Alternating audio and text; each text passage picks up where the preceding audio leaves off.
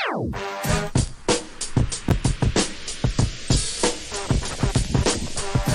time for the shop report with Barbershop Jay.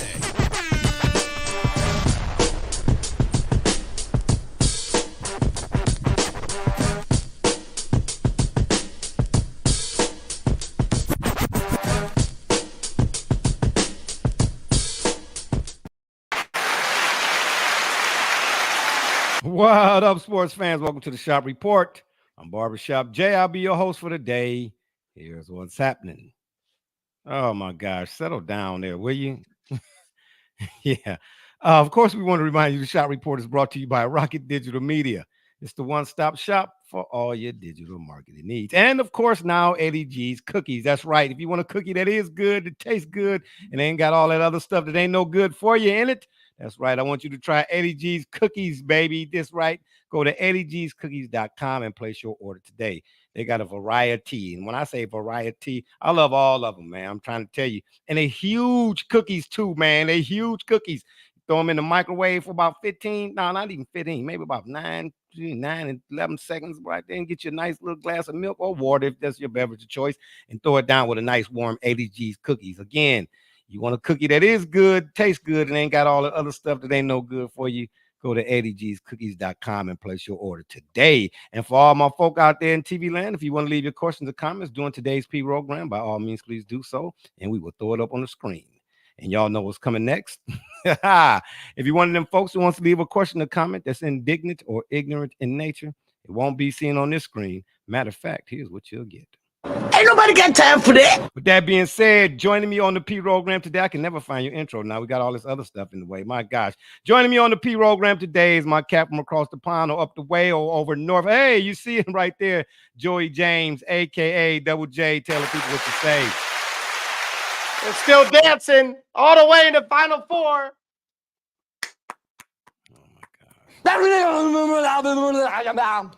Anyway, I got a few things. We got a few items on the menu today that I'd like to get to. But first, before we get into any of this, the stuff we're going to talk about today, around the league actually is the subject or topic of conversation.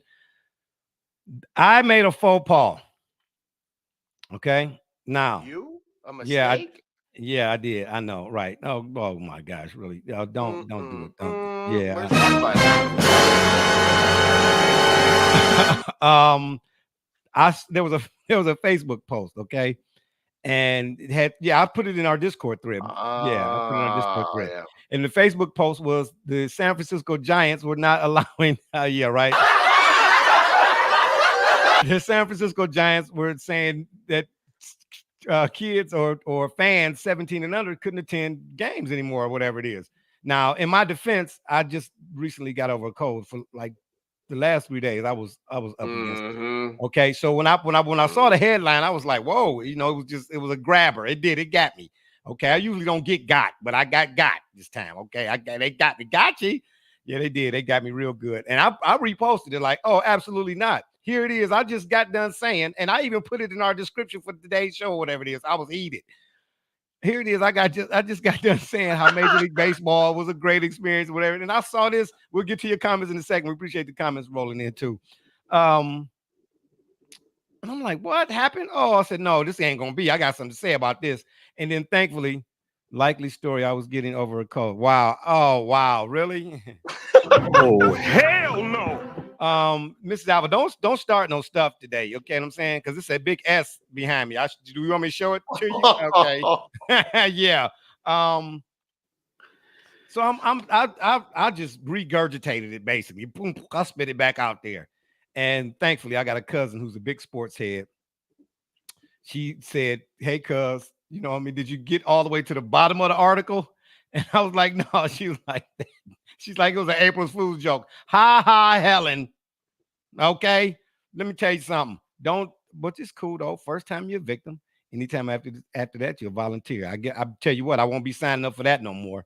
So that's my bad. That's Jay's fault. Jay gonna give himself a button. Is what we gonna do. Okay, but it's gonna be one of these buttons right here. I'm gonna tell you. You want, yeah. Ain't nobody got time for that. Because I messed up. All right, but anywho, at the end of the day. Yeah, man.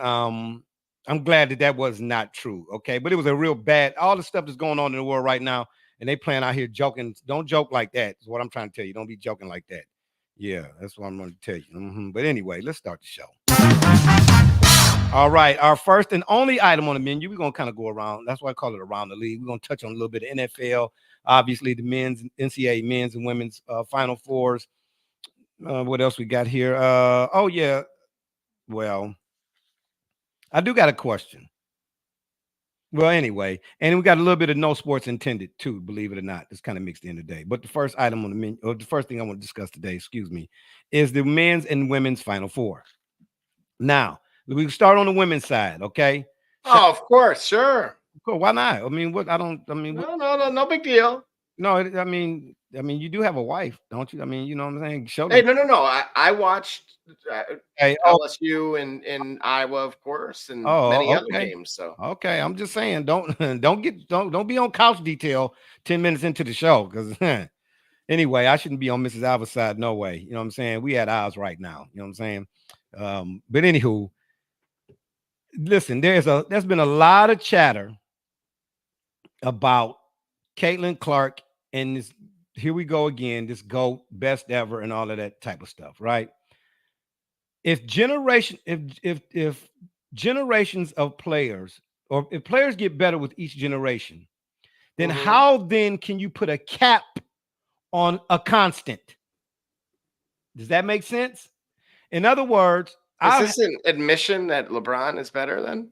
No, absolutely not. Let me repeat myself. Okay, I see right now. We're gonna have to Dr. Seuss it for some of y'all. Okay. What I'm saying is, if generational player or players of this generation, if there are people who saying, take your pick, whether it's the NBA or not, this guy or this person is the best ever. Well, the same people will say that each generation of talent gets better. So then how can you say that this generation is the best? When you say this is why word choice is really critical in conveyance of a message. When you say best, that means that you're at the end. Best, EST, means there's nobody, not even me. Better means it's ongoing, right? Okay. Best means you've got to the end. So how can this generations of players be the best ever when there are generations that haven't even got here yet? Well, because of it, exactly your point, that in the present is the furthest point in that moment. Okay, but you know that there's something coming behind you. Certainly. But okay, again, so therefore, that's why they will. This is not a declaration that they will not be dethroned, so to speak. But for the moment, again, to your point, I think if we were to use your rationale with it, we shouldn't be surprised that we're here, just given off the premise that of the evolution, if we want to call it, of the athlete. Okay, that's all fine and dandy. But did you hear what you just said? The moment. In other words, moments do not stop because we're here right now. Sure. This is why we've historically, that's why I brought up LeBron, that we have now, I think, reached a mutual agreement to frame it in decades. That seemed to be the overall what seemed to get everyone to shake hands from what I had witnessed. Rather. I'm not shaking no hands. No, I'm not shaking no hands. Absolutely. And there it is. There goes the peace treaty. All right. I threw the olive branch out there. Well, take the olive branch and I'm throwing it back. Listen, I'm not shaking no hands. Number one, you all need to, do you all know what epidemiology is? Okay. It's the study of communicable diseases. I'm not shaking hands. I give you a dap, something like that. But I'm not shaking Howie Mandel. I just got done with a sickness. Listen here. Let me tell you something. My younger son caught a cold. Yeah, that's right. Take yourself off the screen. My youngest son caught a cold. I quarantined him to the basement. Then my oldest son caught a cold. So I sprayed both of them in the face with Lysol, and then I caught the cold. I mean, my God. I'm just saying, all right? That's not what we're doing here. My point is this. You cannot put a cap on a constant, meaning if each generation of player is better than the one before, I mean, I could argue, okay, maybe not, but that's another story for another day. Oh, look at how you do not want to Then go down that road. I don't care about what do you mean? I am the road. What are you talking Oh, about? Okay, all the right. road, yeah, but I guarantee you, I'm not the road to nowhere. Okay, what I'm saying is, if this generation of players is better than the generation before, then are we saying that this is the generation? That's it. That's the end. There are no more generations. You can't put a cap on a constant. If generations constantly keep getting better and better and better, then what's to say about the generation that's coming after you and me? Like Aiden, for instance. Sure. Who's to say what he will be or won't be? So you mean to tell me this whole thing about what a generation is stopped at us? No, it's ongoing. Now, So wait a minute. You cannot put a finite or a finito on a constant because generations and this thing constantly is changing. Absolutely, it is. Absolutely. So, regarding the World War II group, that is known as the greatest generation ever. Well, sorry, I didn't mean to play. Sorry, people, I didn't mean to show that again. So we've seen, and that's why I use such a completely no sports related. Well, they call it the golden oldies for a reason. But so this is why I'm asking you. I think technically there is a lot of subjectiveness to it, but we've talked at length about what, whether it was tools, science, the progression that just by way of access that people have, and athletes naturally included here, that would make them superior to their predecessors. But some things are never better than their predecessors. Go on.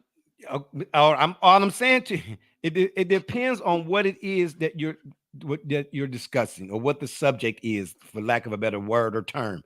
But in this instance, there were people during Bill Russell's generation that said they'll never be.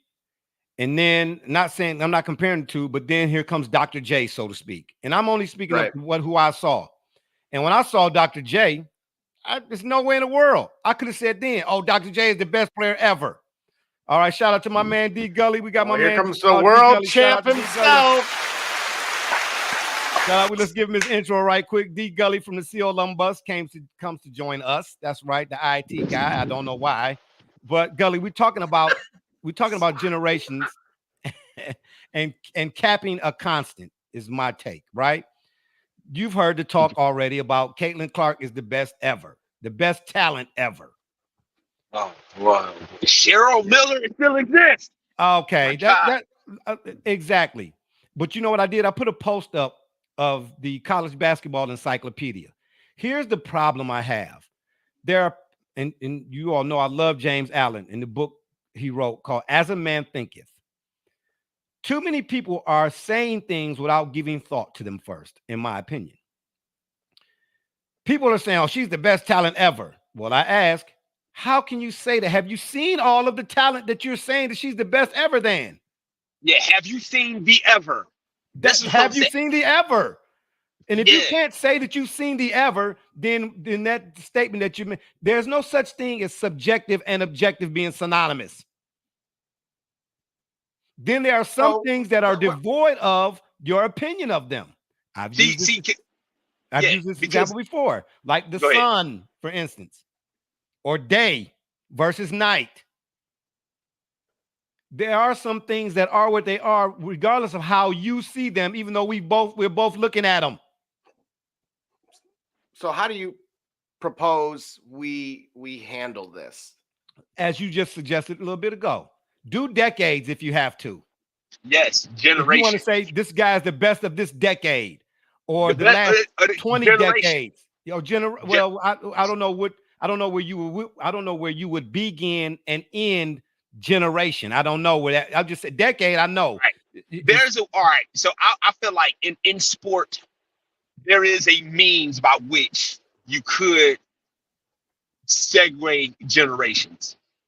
Okay. Yeah. Elaborate on that. there's the era where the greatest talent of that generation. Hey, hold that thought. Hey, we're gonna take a 15. Let's take a 20-second commercial break right quick. We get y'all going on again about these Eddie G's cookies. Oh, and I got a reminder. I should have said in the beginning that I didn't, but I'll get back to it in a second. That's right, Eddie G's cookies. Y'all better get some. They on point, baby.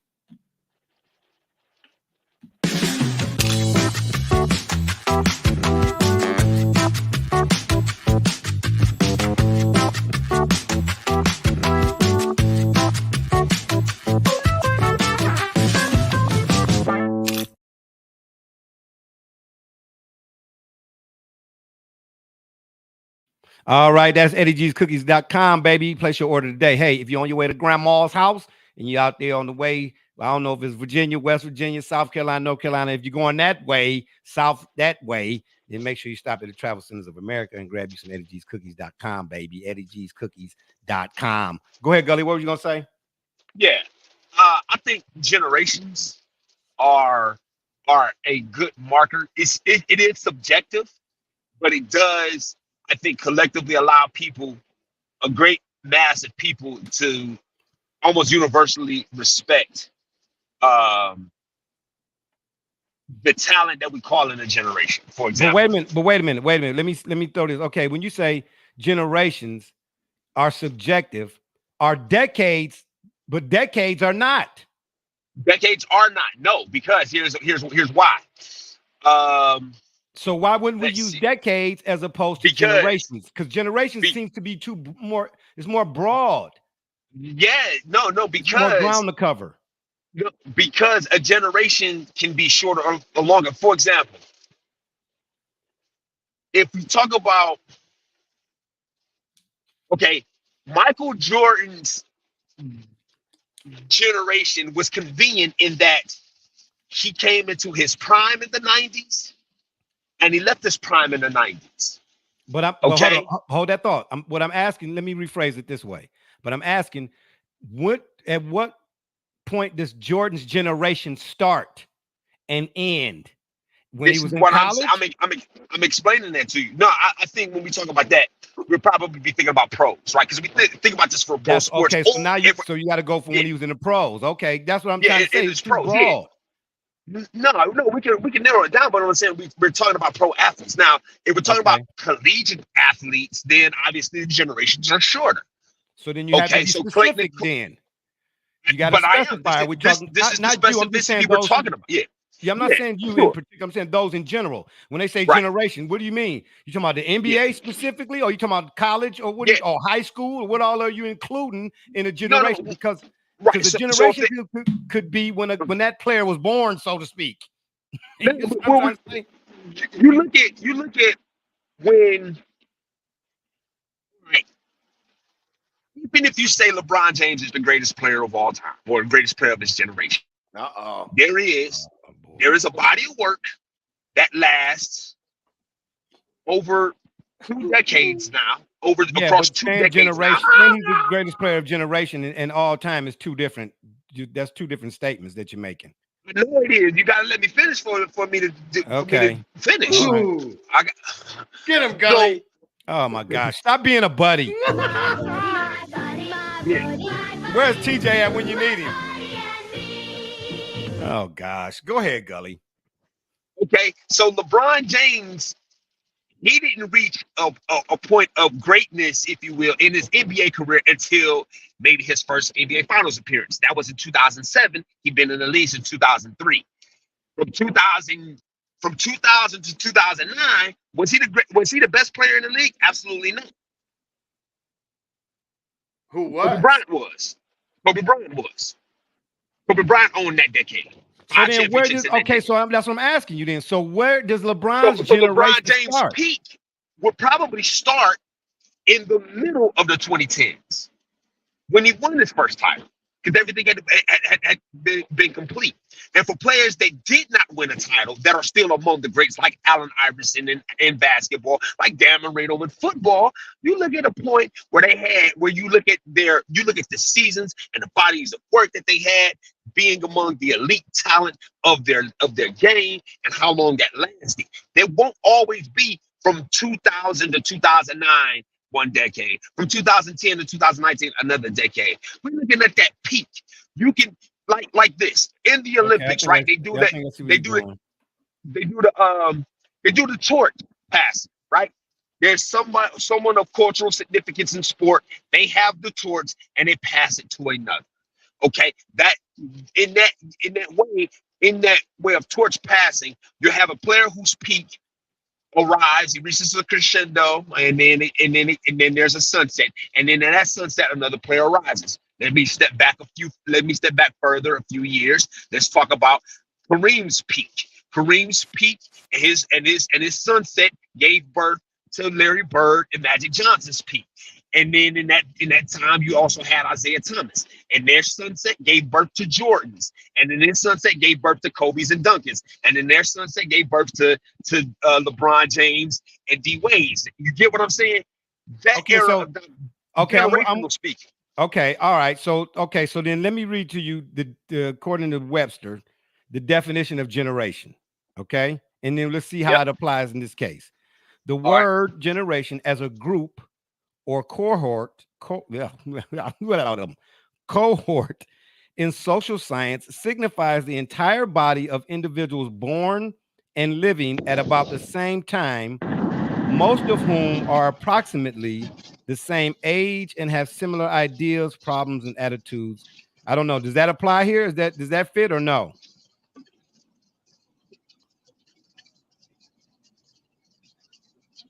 No? Hello? Gully? Somebody? Oh, he dropped out. Dag nabbit. All right, we're going to keep things rolling. Double J, you there? What happened? Oh, yeah. Okay. This is interesting because Cambridge has a definition as well. But I won't go into it. All right, when he get back, or if we get him back, we'll reach back or come back to the Caitlin Clark and generational and all of that good stuff versus decade or whatnot. But my point is, Caitlin Clark is a tremendous. She is balling. Okay. Oh, 1,000%. She is doing her thing. Oh, she's doing her thing. But I've seen. Oh, we got him back. Okay. Oh, my bad. Oh, Gully, we got you back. But again, Caitlin Clark is doing her thing. But I've seen players. I keep telling people about Saudia Roundtree, the point guard from Georgia, the Dawn Staleys, the Cynthia Coopers, and the Cheryl Swoops, and the Shamika Holesclaws, and the Tamika Catchings, and the Teresa Randalls, right down the road here, Trinity or whatnot. There are a host of women's basketball players that I've seen as talents. Mm-hmm. I mean, you can make a case of putting them ahead of her. What I think that not just Caitlin has done, she's an exception, no question. You feel what I'm saying? Along with the Angel Reeses and the Jujus on the way. My son, oh my gosh, my oldest son. You should hear him talking about Juju. I mean, but here's the thing: what is often forgotten, especially because of a recency bias from. Again, out of 12.1 million fans that watched that game, how many of them, again, all you'd have to do is just point to how many watched the Elite or Sweet 16 game or any other for that matter to kind of gauge and find that mean or average of who really is consistently watching. Because you would see that Cheryl Miller has embraced Juju Watkins. Oh, no question. And, obviously the USC connection, so that's very easy. But you can't have a Caitlin Clark or a Juju Watkins if you don't have a Cheryl Miller first. Listen, I told it, bruh, I'm with you 1,000,000%. It was a young guy. My buddy. Oh, my God. Oh, Gully, were you saying something? Oh, okay. Play the song. Play the song for yourself. Anyway, the button is broke. All right. I'm just saying it's broke. It was a young dude at my job said to me one time, they were having a sports debate. They were in the cafeteria. And I walk in. They was like, old school, OG. First of all, don't do me like that, okay? Just because I go to the grocery store for bananas and I find out myself in the Depends aisle, that ain't no need for you to be calling me no OG, okay? I'm just saying. man, what you think about X, Y, and Z? And I said, well, man, it depends on, and because what I said did not line up with what he had already been saying. He said, man, anything after before 1990 don't even need to be discussed. Ooh. I said, bruh, if it wasn't for 1990, yo, this wouldn't be here. If it wasn't for what came before 1990, how you think you got here? Okay. So you know what I'm saying? Sounds like that belongs with the Freaknik documentary. Oh my gosh! Here. All right, Uncle Luke, Luke Skywalker. Oh my gosh! But I'm just saying, man. Yes, at the end of the day, man. When people say these things, I think what they don't factor in is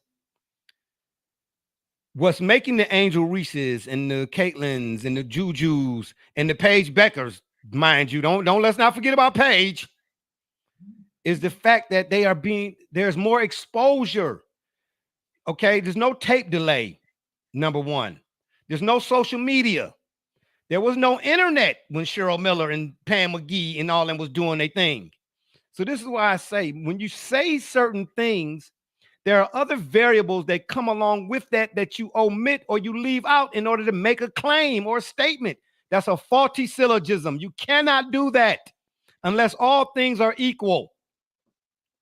Put Cheryl Miller in this day and age with the way they play the game, or McGee, or Saudi Roundtree, or Dawn Staley, or Tamika Catchings, or Hose Claw, Maya Moore. Put all of them in the same and give everybody the same fork, spoon, knife, and salad bowl.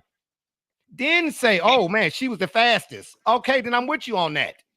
But if I give her a fork, a knife, salt, pepper on a salad, but I give the other girl half of a salad and no fork or knife, expect her to eat it with her hand, then I can't say she's the winner. No. But this is what's being missed in all of that is they're so focused on the present that thank you. That's my point. Because of the lack of, we'll call it tools, or where the game was at that point in time, what they were able to accomplish is actually more impressive. Hello. That's what's often forgotten in when that debate occurs. It's the fact that you can even compare already in itself, from my perspective, triumphs. What are you comparing? Whatever, again, because most of the time it's statistics. And so if you're able to find someone from the past that can compare to someone in the present, statistically speaking, despite all of the advancements in both the style of play, the way that they train, and just overall tools and science that has advanced just light years versus where it was, ends all debates for me. Okay, so because here's all right, that's I'm with you. Let me fish back off of that. You say style of play. That's been my contention for the longest. I get statistics. And just for the record, I do not poo-poo on the numbers. But again, numbers. Well, you might pee on it then. Oh, wow. Here we go. All right. This guy he's just pining for a button. Okay. You happy now? When it comes to numbers are universal. True or false? Are numbers also arbitrary? No. Are they also arbitrary? So in other words, you cannot say a thing is definitively just solely based on numbers, because here's the thing. You talk about style of play.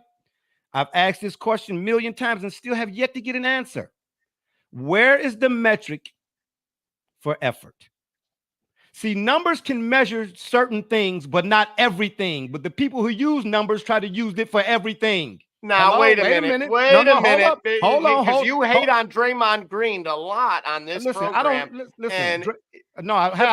hate on Draymond Green? I don't hate on him. I'm just pointing out the fact that he's an idiot. Because I'm going to tell you right now. Yeah, no, I don't hate on him. Listen, I watched Draymond Green at Michigan State, and then he didn't have to kiss the ass. Okay? I wanted the Cavs to draft Draymond Green, by the way, back then. I loved him as a player, especially in college.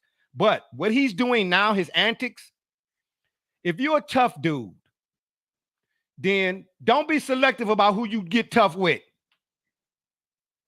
Let me once again mention the Ben Wallace story. Excuse me, y'all. My screen is shaking. Okay. Ben Wallace, quiet as they come. Okay. We'll get to your comment here in a second. Oh, wow. No. Go ahead and play it, Double J. This is Miss Alvin, and he did how? Who he did kiss the S though. Shaking my head. Who, wow, who, and what, and who kissed the S? This is why Michigan's. Yeah, yeah. Okay. Draymond Green was mad because LeBron didn't come on his podcast. Cry me a river. Ben Wallace, in a game against the Sixers, some Sixers players was talking smack to him, and called him out his name. Okay. Ben Wallace didn't say nothing. When the game was over with, the dude who was making all the snide comments and remarks and name calling came outside, and Ben Wallace was sitting on that dude's car. Then all of a sudden, the dude got all the mouth during the game. He wanted to, backtracking, copping deuces. And Ben was like, nah, and hit the boy in the mouth. Crack, lost a couple chiclets down the way. I'm just trying to say. My point is, what Draymond Green is doing, yeah, he's choking Rudy Gobert and he punching Jordan Poole and all of that. But I guarantee he wouldn't have did that to Rasheed Wallace, Xavier McDaniel, Charles Oakley, or Vernon Maxwell. He definitely wouldn't have did that to Vernon.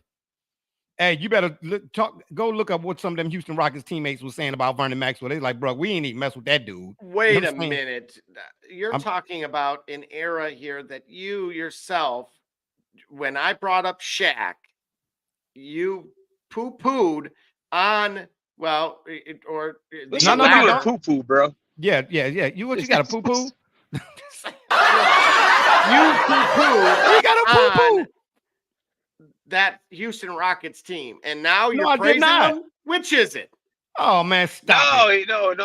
You're grasping. Yeah. That's exactly. He's talking about the identity of that toughness. That's an aspect.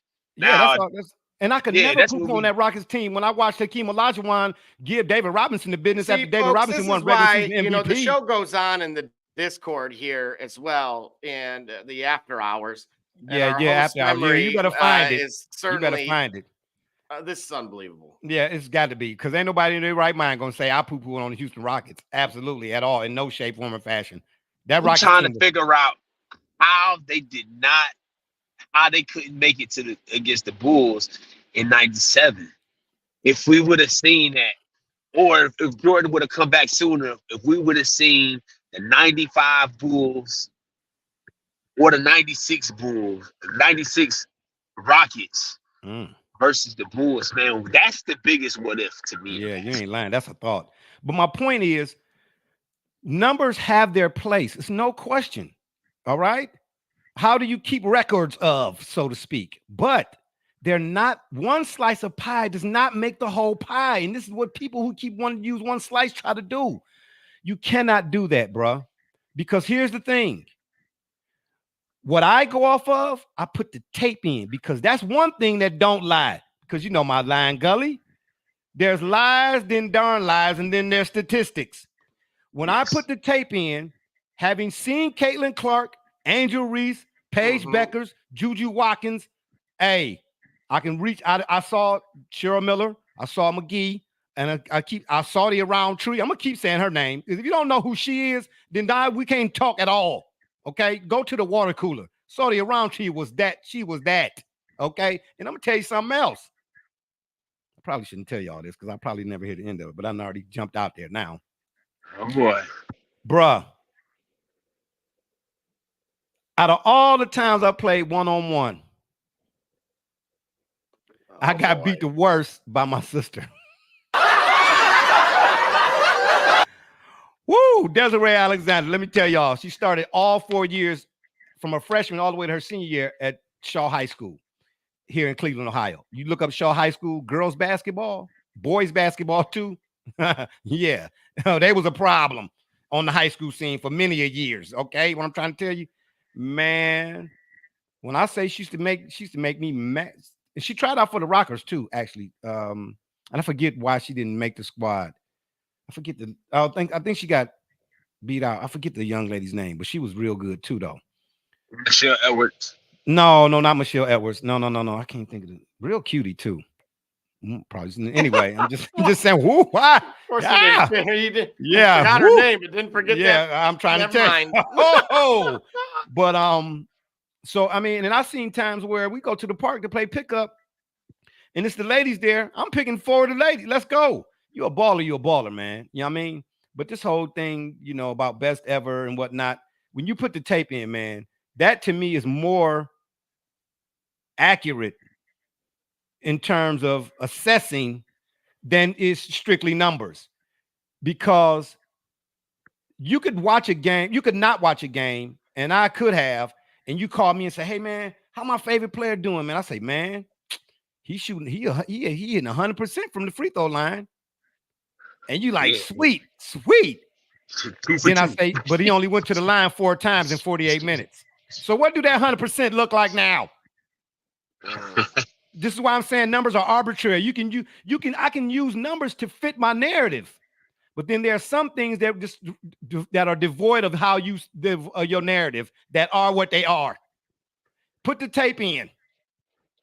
The tape don't lie. Okay? I ain't talking about highlights. I ain't say put the highlights on. I said put the tape in. Okay? Put the tape in. So, I mean, at the end of the day, man, I'm just saying, man, Caitlin Clark, shout out to all of them and everything. But those women who came before her and the Angel Reeses and the women that we see currently, I would like to have seen them get the same type of, ooh, look at her, or exposure as these ladies do now. And then it'd be a toss-up, is what I'm saying. But no disrespect to them, because what these ladies are doing, in far too often, in my opinion, there are people who had no interest in the women's game until now. And because they're seeing the women's game now, are saying that that's all there is. No, absolutely not. I've been watching college women's basketball for I don't know how long, bro. I'm 125 years old. You know what I'm saying? Let's get to some of these comments right here. Oh, good looking out, Double J. Mrs. Alva. Oh, go ahead. Mrs. Alva weighing in again. Whoa. Go back, Double J. Go back. Because she left a couple of them. You got to go back to the one she just left a minute ago. Oh, yeah, okay. No, real cutie. All right, you're real cutie. Laugh out loud. Calm down over there, sir. Do you need some cold water? Wow, really? I almost gave you a button. Here's the thing, though. They are bringing awareness to women's sports, and that is amazing. Yes, but okay. Whoa! Whoa! Oh, my man D-Rock, baby! My man D-Rock! Oh, y'all already know. It's finna go down. Worried about him. Yeah, D-Rock, man, I'm glad you're back on the scene, man. We was wondering what had happened to you. Jerry McClain from Duke got nail polish from Sally Hansen before any of See, he already D-Rock. Hold up. No, let me go back to that comment, Miss Alva. Go ahead. Throw it up there again, Double J. Here's the thing, though. They are bringing awareness to women's sports, and that is amazing. Okay, so let me ask you this question. There was no awareness brought to women's sports up until now? No, the people who are watching now didn't care to watch until now. The people who were watching then and now know that women's awareness has been on the map.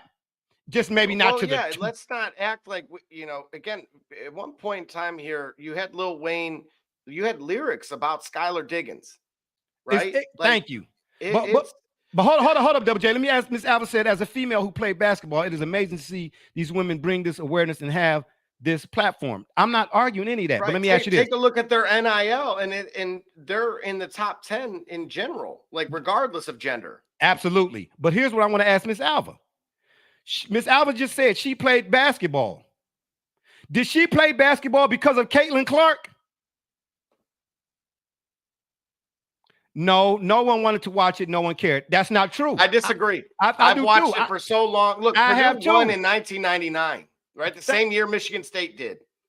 Hello? Listen, no one when you say no one, who you talking about? Because I'm someone, and I watched women's basketball way before now.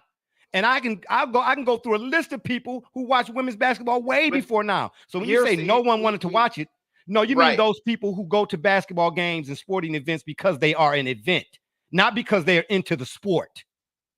Well, that's the biggest difference here, is that today's NBA product. As I've told you, the Pistons had 3 wins. Ask me how many games I had to go to this season. The answer was 0. I have not gone to 1. I sold every single game. Dang. And that means clearly, and most of them were to hedge funds. So it's about entertainment, and that's sad, but it is a sad reality. But so what is, again, there is an entertainment factor to this, but thankfully the quality of the product is what is starting to separate itself. D-Runk weighing in again. He said, when men started becoming one and done is when women's college really just became better. I'm with you on that. Okay, Mrs. Alba, so let me ask you this then. She said, I played because my brother played because my dad would take me to Detroit Shock games. So my point again. Neil Ivey was on that team. Thank you. Swin Cash. And Karl Malone's daughter. Right. So Bill Lambier coached the team. That's my point, Mrs. Alva. You're making my point. Women's basketball did not become a thing when Caitlin Clark and Angela Reese came on the scene. And that's what people are trying to make it out to be. I'm telling you, as a basketball person, watch men and women's. Listen, I wish Brother Rich was watching the show right now. When he and I met in the shop. Hey, see, there it is. My man, he said, man, please, I'm not staying up to watch women's basketball. Well, I mean, to each his own, but I am. But see, here's what I'm saying. Okay, so are you a sports fan when it suits you, or are you a basketball head? Because if you're a basketball head, you're gonna watch women's basketball. Do you understand what I'm trying to say? But if you're just a person who watches sports or loves sports just because, ESPN said, "Oh, this is the thing to watch this week." Now that's when you're going to watch it. Then okay, bye, goodbye. I watched college basketball. That's the thing, though. I mean, there was an entertainment factor because of what had happened last season. That game should have occurred in the Final Four. That's a shame on the committee.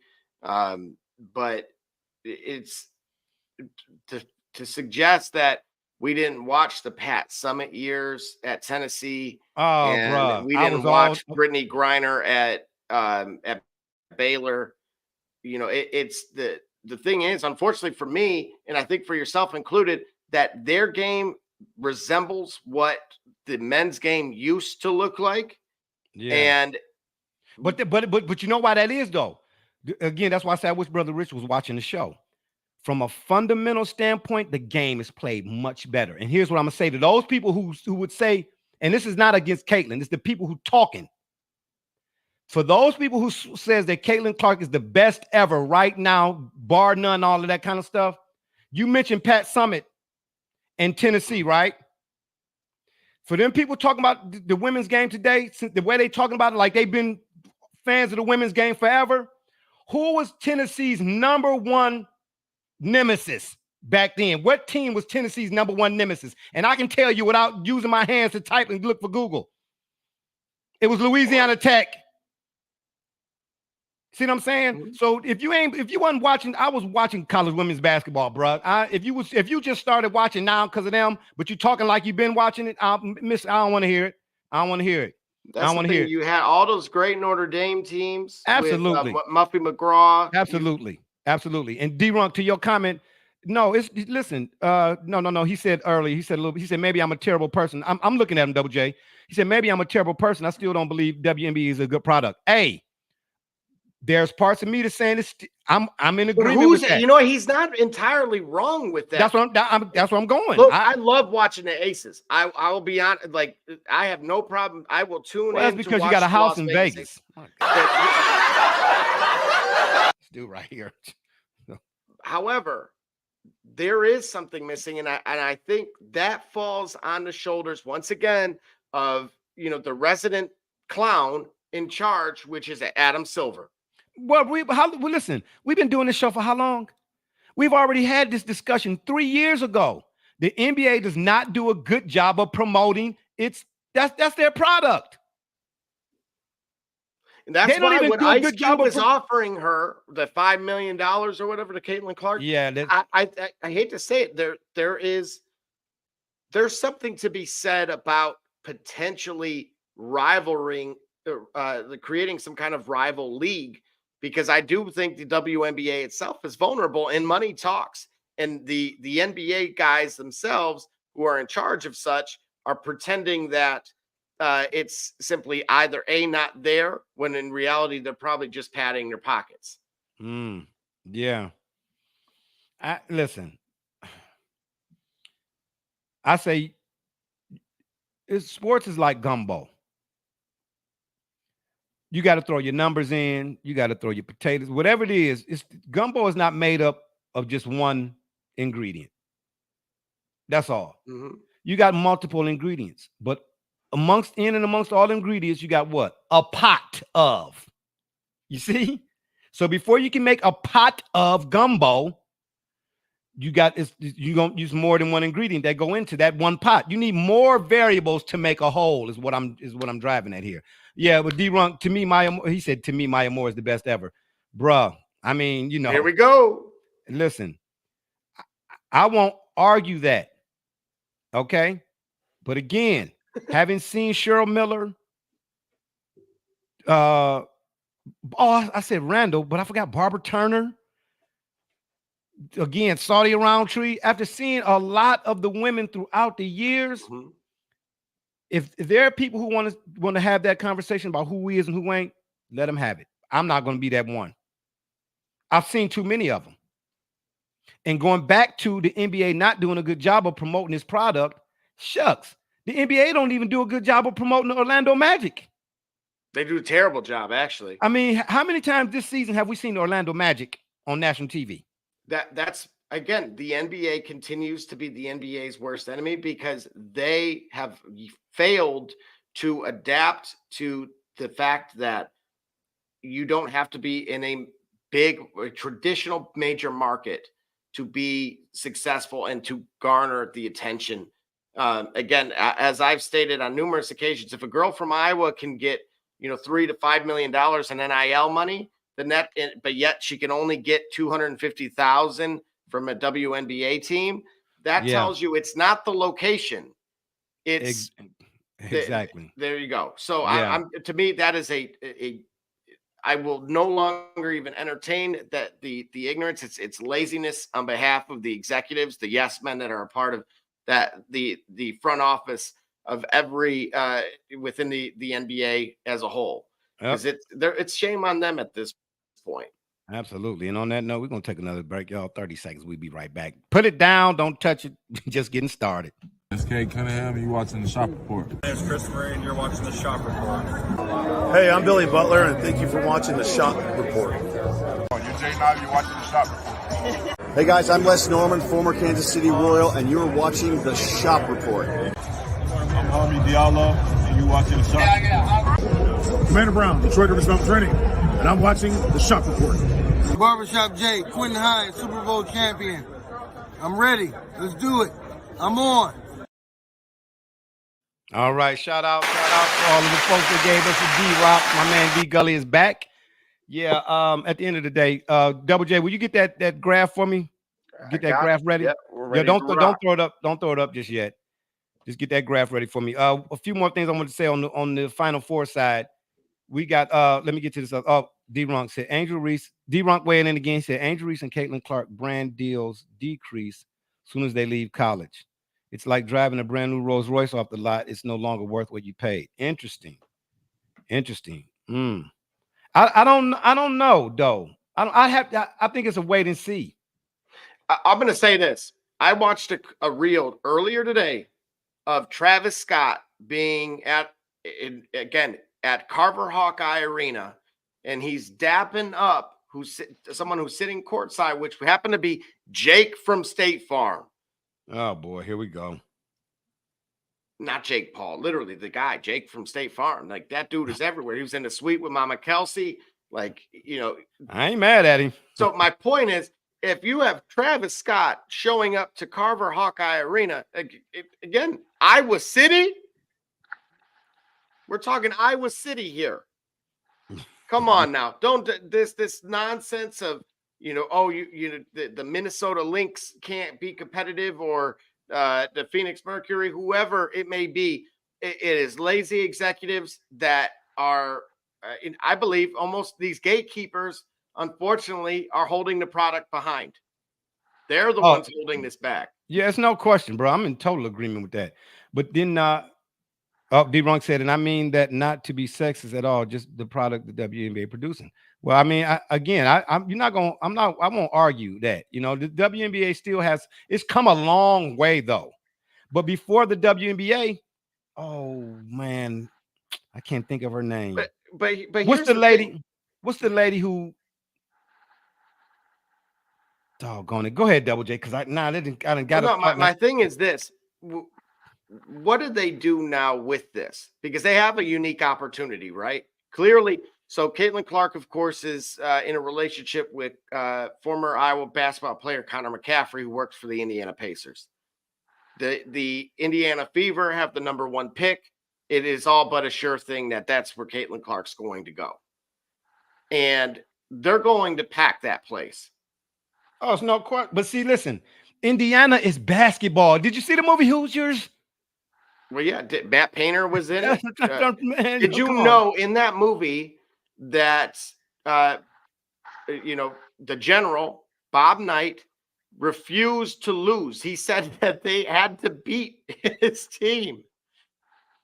Listen, well, I mean, if we get to Brianna Stewart, one of the players in the league, first commercial I've seen her this year is WNBA draft commercial. Yeah, I'm D-Ron. Yeah, you're not gonna get no argument. Hey, look, they had a draft for the 2K league, like a legit, Oh, did they walk up and everything? Yeah.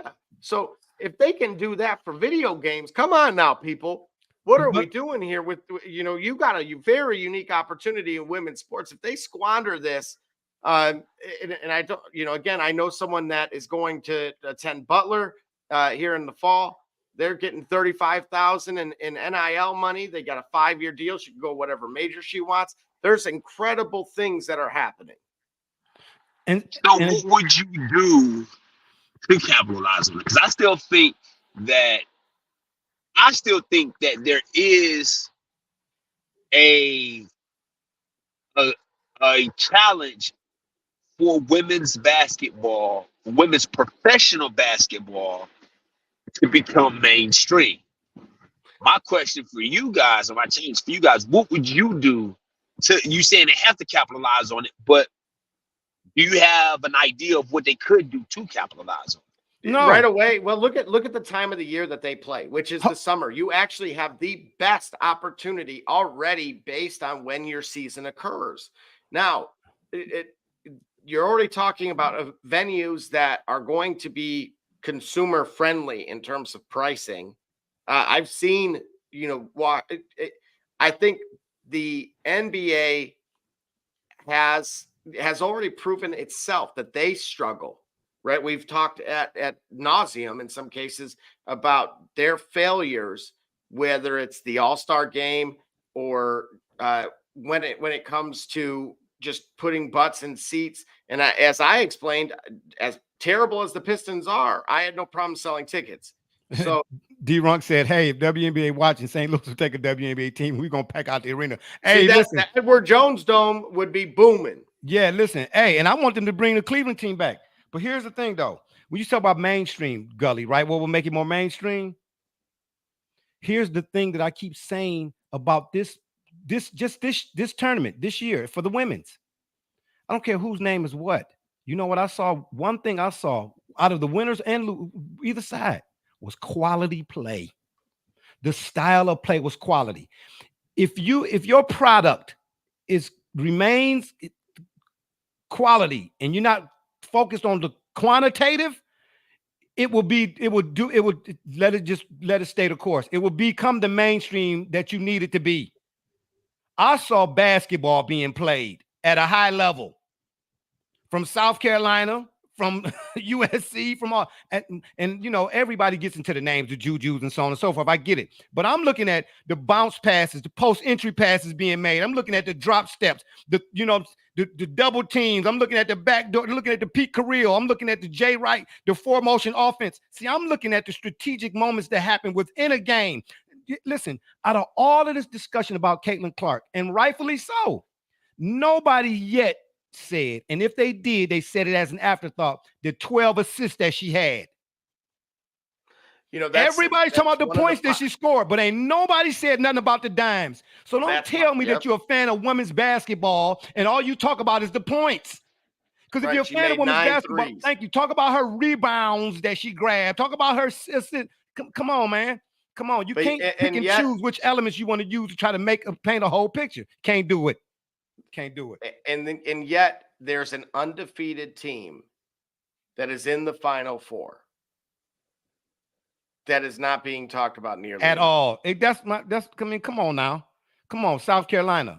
Come on now. Come on now. That's when you can't be selective and objective. No, it don't work. Gino's team is going to give Iowa a run. Honestly, I didn't think Iowa was going to beat LSU. I did. You did.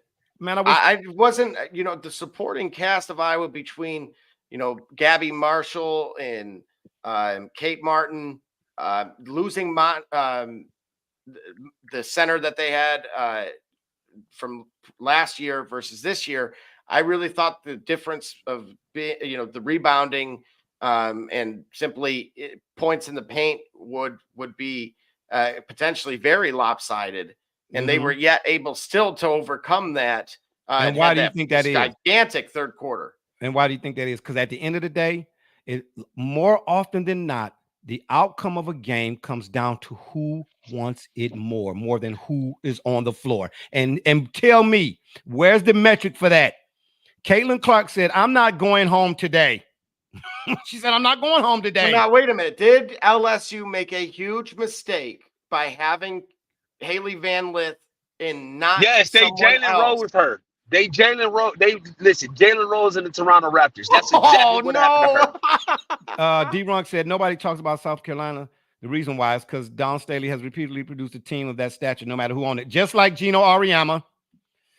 Okay. Yeah, but Gino, I mean, they were never undefeated like that. No, it don't matter if you undefeated like that or not. What he's saying is, like the Spurs, some teams, they don't rebuild, they reload. No matter who on the squad, look, I mean, okay, you're right. South Carolina's undefeated. And mad props to Dawn Staley because I watched her at Virginia. Okay. A lot of people who just got hit to Dawn Staley didn't even know she played at Virginia. I'm just saying. But Gino, this is his 23rd Final Four or some 23rd something. All right. So you can be undefeated with all due respect. But Gino been here. Yeah, Gino been here for more than a few years, buddy. So we're saying greatness is being taken for granted, right? We're again coming from a school that hasn't been there in 40 years, right? At North Carolina State, as an example, hasn't been there since 1983. I want to say. Yeah. Who you got, by the way? We got to make our picks, then we got to keep on going. But who you got, by the way? It's hard. This is tough. I think because of that second stat that you brought up, that Caitlin Clark's ability to distribute the ball, a lot of teams are going to really say they're going to attempt at least to not let her beat them. But her ball distribution has set up her teammates. Yeah, can still beat you. She's got great players. And what's the one thing about her that I like that I'm wondering if somebody else maybe even took notice? It's not the fact that she dropped 12 dimes. It's the type. She looked Magic-like to me. And they'd be like, oh, here you go jumping out the tree again. No, let me tell you why. If you go back and look at Magic, what made Magic such the passer, not so much that he was willing, was that he gave the ball to dudes on where they were going, not where they were or where they were at. She puts the ball in places for people to go right into a score more often than not, or be in rhythm for one if it's a jump shot. That's not easy to do. Timing is everything. And again, let me just go right quick. Let me go back to, for those people who saying that she is and better than everybody else that was, what do we say for the lady's name? I couldn't remember, but I was able to come up with enough to be able to Google to come up with the person I was talking about. Lucia Harris. May she rest. You know who Lucia Harris was, right? Yes. And you know what? I actually seen her on, I want to say Vince's Places. If you guys get a chance to check it out, that was really cool. Right before she passed away, she was a part of that show. That was awesome. And she was the only woman to be officially drafted by an NBA team. Yes. So what are we going to say? No. So if Caitlin Clark is the GOAT of women's basketball, not women's college basketball, what are we going to say about Lucia Harris, who is the only woman to ever be drafted by an NBA team? So let me ask you this. Should the Pistons do it? I say yes, but this climate that we in, I don't know. Because if that's the case, Becky Hammond should be a coach already for the Spurs or the Nuggets, or I'm trying to know the Cavs even, because JB. That's where's she currently coaching again? The Aces. Mm-hmm. I'm just saying. How's that worked out? I'm just saying. Well, I mean, it's going to be a couple of jobs open in the NBA sooner rather than later. So I'm just saying. Ain't kidding. Hopefully one here. Yeah. So again, Lucia Harris was the only woman. See, that's when you can, that's to me, when you, and I don't like the term GOAT. I've said that before, but that's when you can start talking that GOAT stuff. She's the only woman to be drafted by an NBA team. Pistons might as well do it, especially with the foul calls these days. Might be the best for them. Hey, D-Ruck, man. I don't know if you've seen these videos lately with the refs. The refs are trying to make a sideshow out of them. One of them said, because of my gray hair, the players like it or something. If I don't. Our host. Chris Paul, man, what he did when he got ejected for Tony Roberts, and he put a reel up on this, and he put a video of a Tony Roberts story talking about Tony Roberts, not Tony. Is it Tony Roberts? No, not Tony Roberts. Tony Brothers. That was Chris Paul. That was Chris Paul that did that. Yeah. What about the dude from Atlanta that said I thought he was talking about his mom? He said his mom and them, and he said, "Who are those O's?" Yeah, bunches of oats or whatever he said. Hey, but you know what though? That's disrespectful. Even if you don't know who they are, man, you don't say no. You don't. That's another story for another day. You know what? Because of the gray hair, that puts him at ease or something. Okay, whatever. Yeah, all right. What you talking about, bro?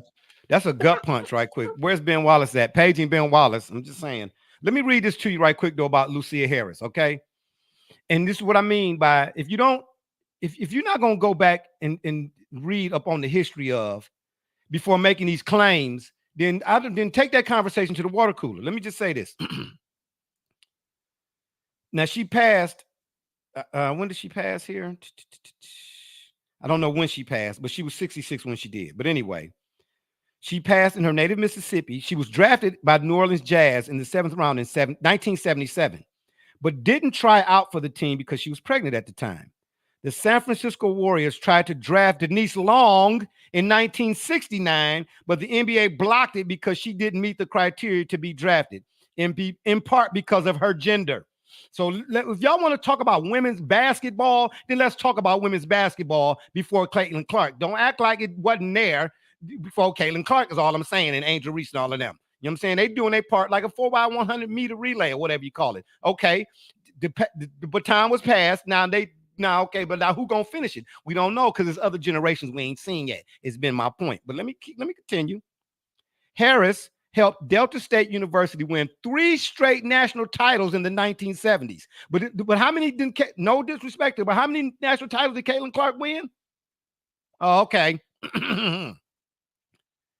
And earned a silver medal for the United States at the Montreal Olympics in 1976. And okay. Oh, okay. And was inducted into the Basketball Hall of Fame in 1992 as the first Black woman to earn that honor. Oh, she was later enshrined into the Women's Basketball Hall of Fame in 99. I'm just saying. Oh, he made it to the NBA Hall of Fame before he made it to the Women's Hall of Fame. Absolutely. Okay, now then, for all the people out there who want to use statistics as the end-all be-all, she averaged 25.9, okay, and 14.4 rebounds, lifting the team to a 109 wins and 6 losses record during her time there. Huh? Y'all want me to go to a commercial? She's still the school's all-time leading scorer with 2,981 points and rebounding 1,662. She was named, Harris was, to the women's team in 75, to the U.S. women's team in 75. The following year, women's basketball made its Olympic debut, and Harris scored the first points in the first game of the tournament. Oh, and by the way, she was the subject of the 2021 short film titled The Queen of Basketball that detailed her career. Go look it up. All all y'all see again, and this not no knock against Caitlin Clark. It's all the folks who chiming in on her being the best ever and all of that, but they don't know who Lucia Harris is. Stop it. I ain't trying to hear it. Yeah, thank you, D-Runk. Thank you. But ask all the people who swear up and down the women's basketball ain't never been what it ever was and what not, and so on, whatever they want to say. Ask them, do they know this lady and what she did? Ask them. This is what I'm trying to tell you, man. Know your history. Okay? Know it. That's all. Yeah, because I'm trust and believe. I can guarantee y'all ain't read this encyclopedia. I got a college basketball, NCAA college basketball encyclopedia. Okay, and it's 5,000 pages. Okay, and I'm on page 6,018. I'm just saying. Anywho, let's keep things rolling. All I'm saying, oh no, my bad. We got to get into our predictions. See, this is what I mean by great conversations. This is why the barbershop is what it is, man. It's the cornerstone of every community, is what I'm trying to tell you. Beauty shops too. Now, ladies like to get it done. Okay, I'm saying, son. Who you got in the Final Four? Either one of y'all. Okay. Gully. We can start with Gully. Yeah. You got a lot to say, but ain't said none on that. I'm trying to. What's the matchups? Oh wow, you don't even know the matchups, but yet and still, Caitlin Clark is the greatest of all time in your eyes. Wow. Uconn versus Alabama. This is game 1. Uconn playing Alabama. Mm-hmm. Yeah. Yeah. I do all the matchups. Hold up, wait a minute. You're talking about the girls? Exactly. Oh, yeah.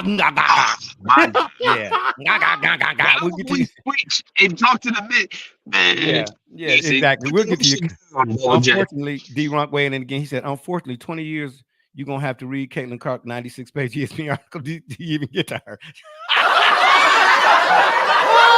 Man, where this dude been at, man? Well, bro, this is what I'm talking about right here, man. He said, give me Iowa versus South Carolina for the chip, and I got SC winning. Okay. All right, that's fair. That's fair. I mean, but you can't. How a lot of them picking South Carolina. Yeah, South Carolina. Duh. A lot of folks picking South Carolina because they kind of been under the radar this year. How do, like you said, Double J, how you go undefeated and ain't nobody talking about you at all? I mean, I'm just saying. Right. We pick the sizzle. The sizzle sells the steak. The sizzle is Caitlin Clark's story. Redemption, coming back, being a high-profile athlete, so on and so forth. It's great. Meanwhile, there's a team that's out there playing basketball the right way, doing everything. It's a team full of Caitlin Clarks, in a sense, and they just gonna quietly. South Carolina, yeah, they don't really have a star this year. I would say it's a collective. Cardoso from the center. Yeah, but the girl they had the year before, 2 years before, she was Leah Boston. Yeah, Leah Boston. Yeah, exactly. Cardoso's big. But you know what? If you don't, we're not. Look, it would diminish their greatness a little bit if she doesn't hit that 3-pointer versus Tennessee in the SEC tournament for them to remain undefeated. At the buzzer, no less. Yeah, but I mean, don't get it twisted. It still comes down to, who you have is important, but how you play it is more important. You still got to roll the balls out. Okay, you can have, Sean Kemp and Gary Payton and get beat by Robert Pack and Dikembe Mutombo. I'm just saying, no guarantees or nothing. Still got to play the game. Yeah, me too. I don't know. I think it's UConn and South Carolina. Paige Beckers has fallen down a few notches due to injury, I believe. But when she out there, because again, go look at Paige Becker's stat line the other day. Okay.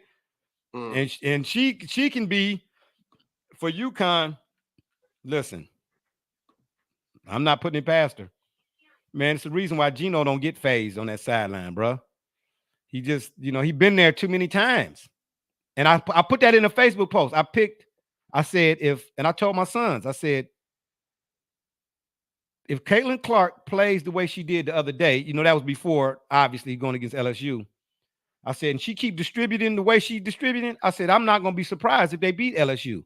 And I said, and Gino, he done been here too many times to not. USC is they're coming, but they not what Gino. He didn't even been at it too long. He's gonna come up with he's like Floyd Mayweather, and I know people. It's not boxing we talking here, but Floyd get a lot of flack for what people like to call running. He don't mix it up or whatever it is. Hey, listen, I'm for any strategy. When after 30 years after doing that sport, I still got good speech.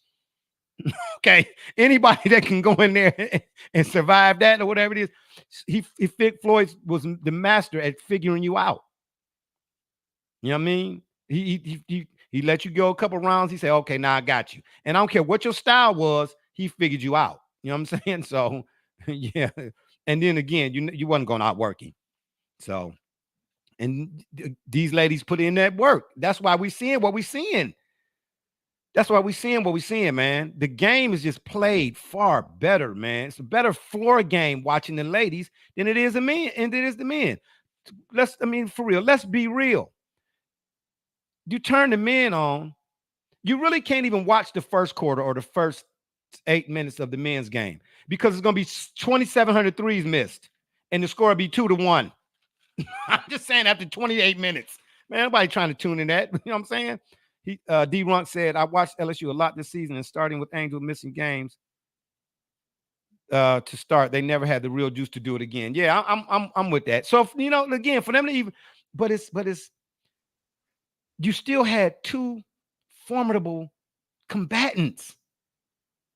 Give me that every time. I'll take that all day. They were going to give them their best effort, and they did. I felt like they. Again, as Gully pointed out when I asked if Van Lith guarding Clark was a mistake, obviously he said yes. And so, but despite that, if you would watch, for those who didn't watch throughout the season, LSU played South Carolina twice and they couldn't beat them. They had a lead and they blew it at home. And South Carolina just more balanced though. They were it was clear that they were the better team out of that group. So in my opinion, that's the only one I've seen convincingly when LSU otherwise and any of their other losses seemed like they kind of tripped over their own feet. No one was truly superior to them in the way that South Carolina is. So what I agree with your point about Gino and what they're going to do from a strategy standpoint, but with unfortunately, it's as great as it is in, having watched Robbie Hummel with 2 torn ACLs. Oh, Robbie Hummel. I remember that. He played for Iowa. Purdue. Mm-hmm. Yeah, Robbie Hummel. Paige is doing with the 2 torn ACLs and being able to produce at that level is still great. But I think, again, I'm going to lean towards Iowa because what Juju is currently, Clark is that much better. Yeah. And because, again, she's only a freshman. And they'll get over the hump. It'll be a close game, but I think Iowa has, enough to kind of give them the knockout punch. But UConn is bigger and at more spots than is Iowa. Right, but we just seen that, right? And Iowa was able to deal with it. Yeah, but UConn know how to but UConn, come on. Look, that LSU team is come on now. We're not going to negate how great Flau'jae Johnson is, or they had talent around the board. I remember Haley Van Lith alone was able to take Louisville. I got to say it right. Yeah, Louisville. She should have stayed there, by the way. In my opinion, she should have stayed at Louisville. But let me ask you, I know, but let me ask you this though. You are the orchestrator, or you put together a women's team, and you get to pick a coach to coach that women's team. You want Malky or Ariema? No, I'm taking Gino all day long. She's had success in both, but unfortunately, I think now she's kind of worn out her welcome again. I think from a national vantage point, that she's, again, that hit piece, if we want to call it that, from the Washington Post for not answering questions in a timely fashion, I suppose. And so, that team has now, that's why I think it ultimately, you saw Angel Reese break down in the manner that she did, because you can't otherwise say, I'm going to embrace being the villain and then cry.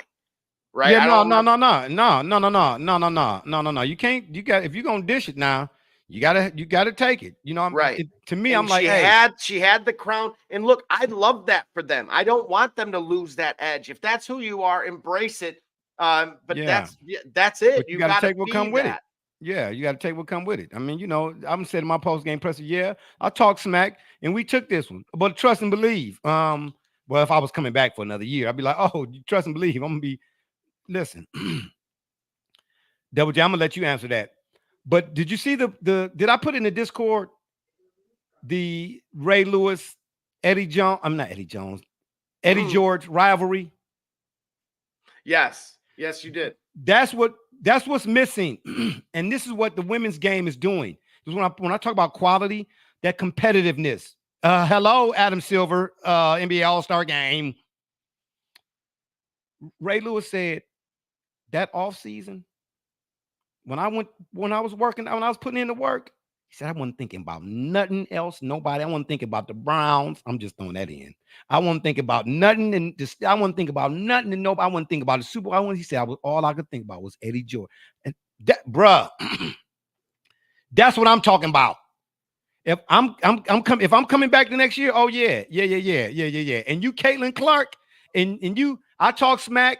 Then you got a chance to talk smack back. Oh, definitely, it's got to be a rubber match type. But that's the mentality I'm saying. I know Angel just said she going to the WNBA and whatnot, but but that's the mentality. I'm getting in the post game. Well, I took it on the chin this one, but right. But that's going to stick with them, and that I'll see you at the next level. Both. It is good for both of their brands, Absolutely. Regardless if one is hero or villain. They both are going to be paid accordingly. As far as D. Runk's question, it's the college game. Look, Zach Edey came back, and he came back a millionaire. So did he? Yes. Tell him I need a loan. It was $1 million for his NIL. So if we want to say he's not a star, fine. I understand that to your point, Caitlin Clark's making 3.5, I believe, or close to 5. And Angel's somewhere in between there also. But so Livy Dunn, a gymnast, is making over $3 million. So how much did Lindsey Vonn make? Okay. Well, she was making money when she wasn't supposed to be making money. Let them tell. Well, they all were, right? They all had a money guy. So the thing is, with the college game, one thing that is forgotten, and this is why I said what Adam Silver's decision to go away from the G League Ignite team is a mistake. But those players now are going to start going back to college basketball. Look at Cooper Flagg, who's coming in to Duke next year. He's going to have crazy money.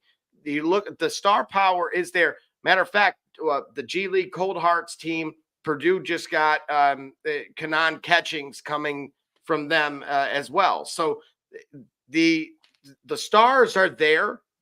When you look at the Final Four, again, you have to look at that breakdown of by year, and we're 2 years away from no longer having fifth-year seniors, other than grad transfers and COVID years. And unfortunately for Edey, Caitlin was a senior, wasn't she? Right, a regular seniors. No different than Zach Edey. This is his 4th year. People are saying it's his 7th year, and I'm like, do we only have one player that's a 5th-year senior, which is Lance Jones, who is a grad transfer. I wish they'd let me go to college for 28 years.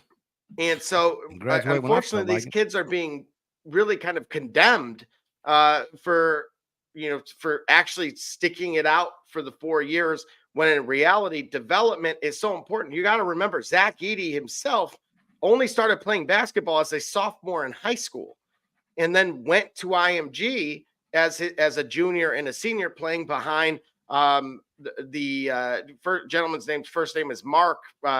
He went to Duke for 2 years. He's in the NBA now, and so he was on the second team of IMG.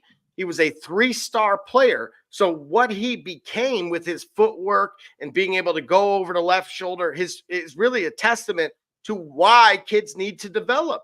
And because he was a hockey player, he was a baseball player, he was a volleyball player, he was everything but basketball.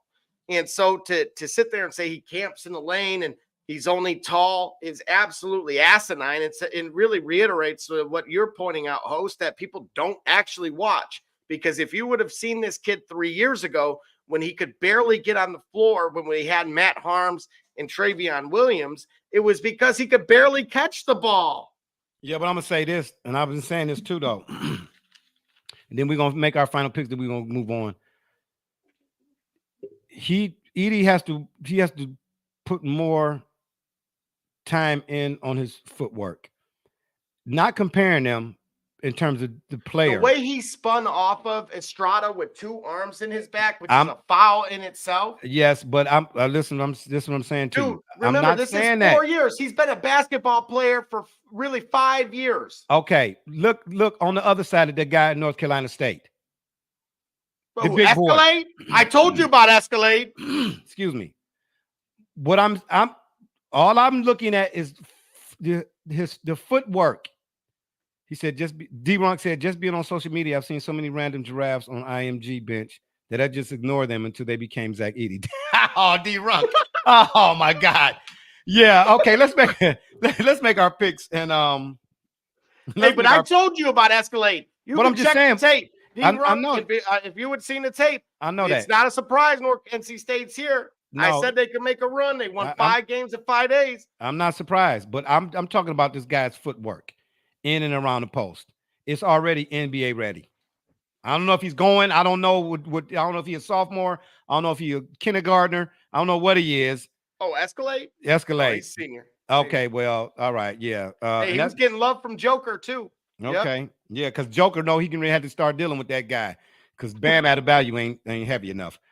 I got on the women's side, I got UConn and Carolina in really? Yeah, I got UConn and Carolina. Purely strategy. Yeah, on the men's side, I got UConn and Purdue. Wow, so both UConns. Yeah, I mean, my gosh, they know how to win down there. They're not new to this. Both NC States go home. Because remember, the women are playing South Carolina. I know. I'm telling you. Yeah, and I mean, if I had to pick one, I'd say the men would probably be in the championship before I would the women. Oh, seriously? Yeah, because South Carolina, Dawn Staley, bruh, she getting ready to take over that whole mantle. You getting ready to mention Dawn Staley in the same breath as the Summits and the REMers, if you haven't already. So let me ask you then: should she get a shot at a higher level? Why not? If she wants it, if she wants it though. Yeah, but I wonder if she wants it, or if there's more. If there's more for her to do for women's basketball. That's a good point. Yeah, her remaining in women's basketball to cultivate that. Like, let's say a shot at coaching a WNBA team, or a shot at having some like international exhibitions. Maybe her coaching the Olympic team, being on the Olympic team bench. That would be fantastic for the sport. And I say this, and to fish back off Gully's point, if she wants to, a lot of them coaches, like, her stature or whatever it is, they don't want to, because for the same reasons that Barry Sanders said what Barry Sanders said when he was approached about after he retired, do you want to go into coaching? Or, do you want to be a coach or whatever it is? A lot of reporters assume that a guy of that stature or a person of that stature is going to automatically want to. Yeah.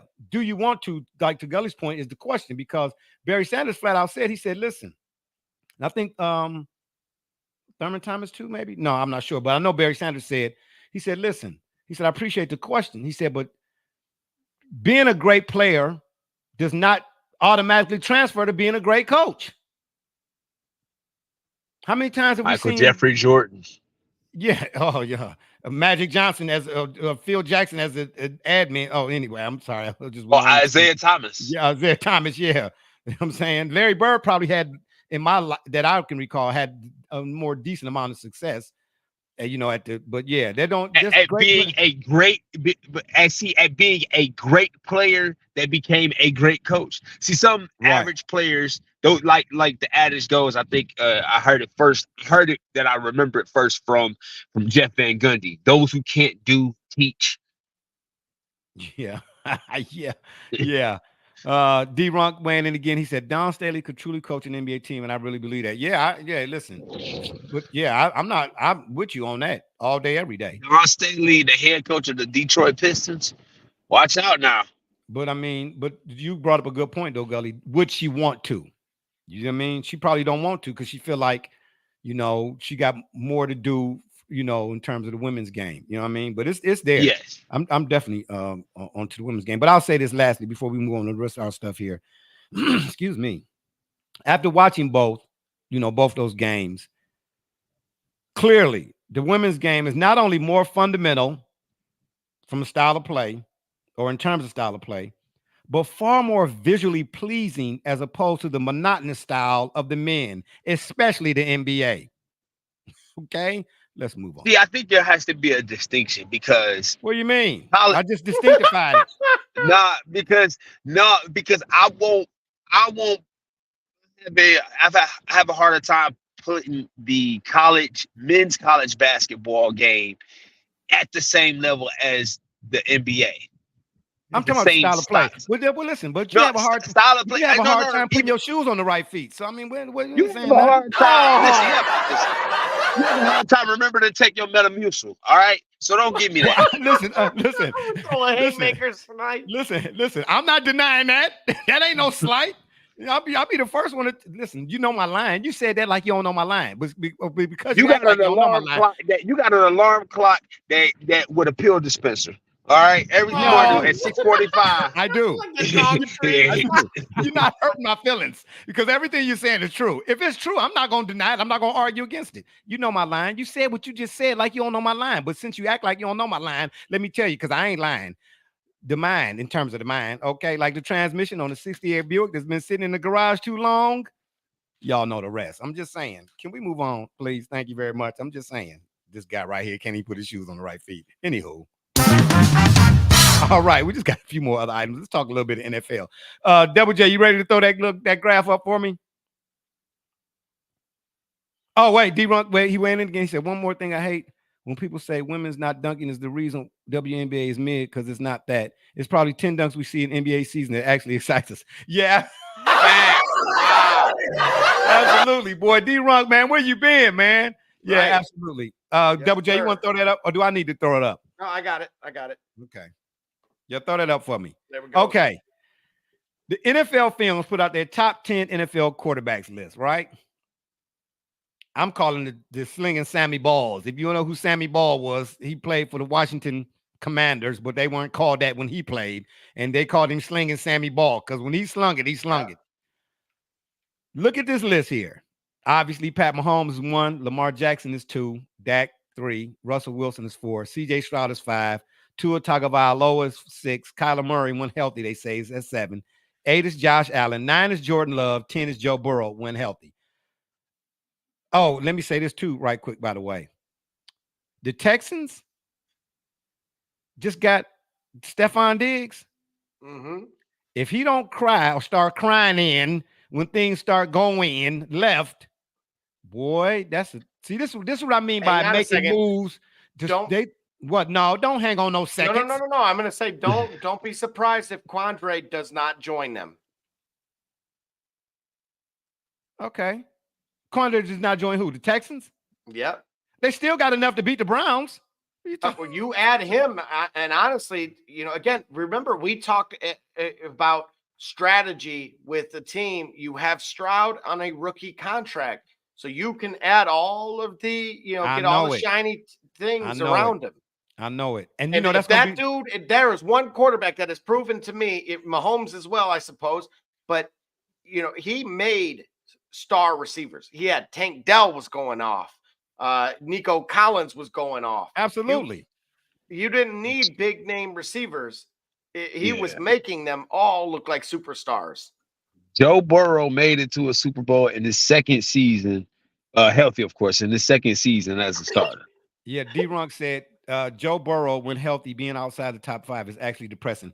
Yeah, that's what this is the NFL. This is what listen, because I don't understand this list. Hold on. I want you to get into it. Yeah, that's what I'm trying to say. Now, it was another list I was going to put up previous, but when I saw the NFL folks did this, I said, y'all ridiculous. I get it. If you want to just start some stuff, okay, that's fine. But this is right here. This is right. We thought it was, if it were Bleacher Report or something, then we would have understood. Exactly. What film are they looking at? I don't know. The same ones that people are looking at. Joe Burrow 10 on there. I'm not gonna say Yeah, it. I know what films they're looking at, right? And you know what? That's exactly. for another show. I'm not gonna say it. Yeah, exactly. That's not for no show. Drums really. in the beginning. Yeah, exactly. Right. Oh wow, Double J, really? Yeah. I'm surprised y'all even know that they start with drums because I didn't. Okay. I'm also surprised. Anyway, we can really take another break because y'all just getting outside of yourself. But we're gonna take a break, then we're gonna come back to all this. But no, once again, y'all go get them Eddie G's cookies. You see what I'm trying to tell you? Oh, yeah, and throw them in the microwave. I'm Jordan Gudeman, and I'm the founder and CEO of Eddie G's Cookies. I was first diagnosed with a nut allergy when I was young. At the time, there weren't a lot of labeled items that said if there may contain nuts or there are nuts in the food, so my brother and sister and I baked a lot at home, and we enjoyed treats from mixes and things like that, but I noticed that it was not the same as what my friends were enjoying, and I started making up my own recipes. When it was time to pick a career, I decided to start a bakery so I could share my treats with everybody else. When I started creating my recipe, I was taking in all the things that I thought I was missing out on. A soft, chewy center, a crisp outside crust, and a taste that is just like it came out of the oven at a bakery. When I put all those things together, I had come up with a recipe for a dream cookie. Eddie G's Cookies only uses the finest ingredients. We have all natural flavorings, no preservatives, and every cookie is made in a nut-free environment. The best part about Eddie G's Cookies is that they can be delivered right to your door. You can share them or not. We won't tell.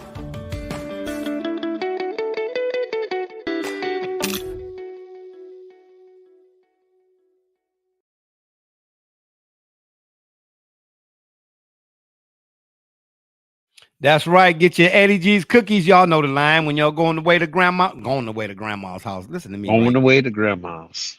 When you're on your way to grandma's house, make sure you stop at the Travel Centers America and get you some of them EddieG'sCookies.com. And if they got a microwave, it's even better. Yeah, D-Runk weighing in again. He said Mike McDaniels to a face wouldn't even say he a better quarterback than Joe Burrow with protection. That's what I'm trying to tell you, man. Listen. Unbelievable. I'm cool with Patrick Mahomes at the top, no question, because you see what Patrick Mahomes. Whoa. Yeah, listen. You can't. Dak Prescott? Did somebody edit this? No, first of all, Dak Prescott at 3 and Russell at 4 is ridiculous. It's ridiculous.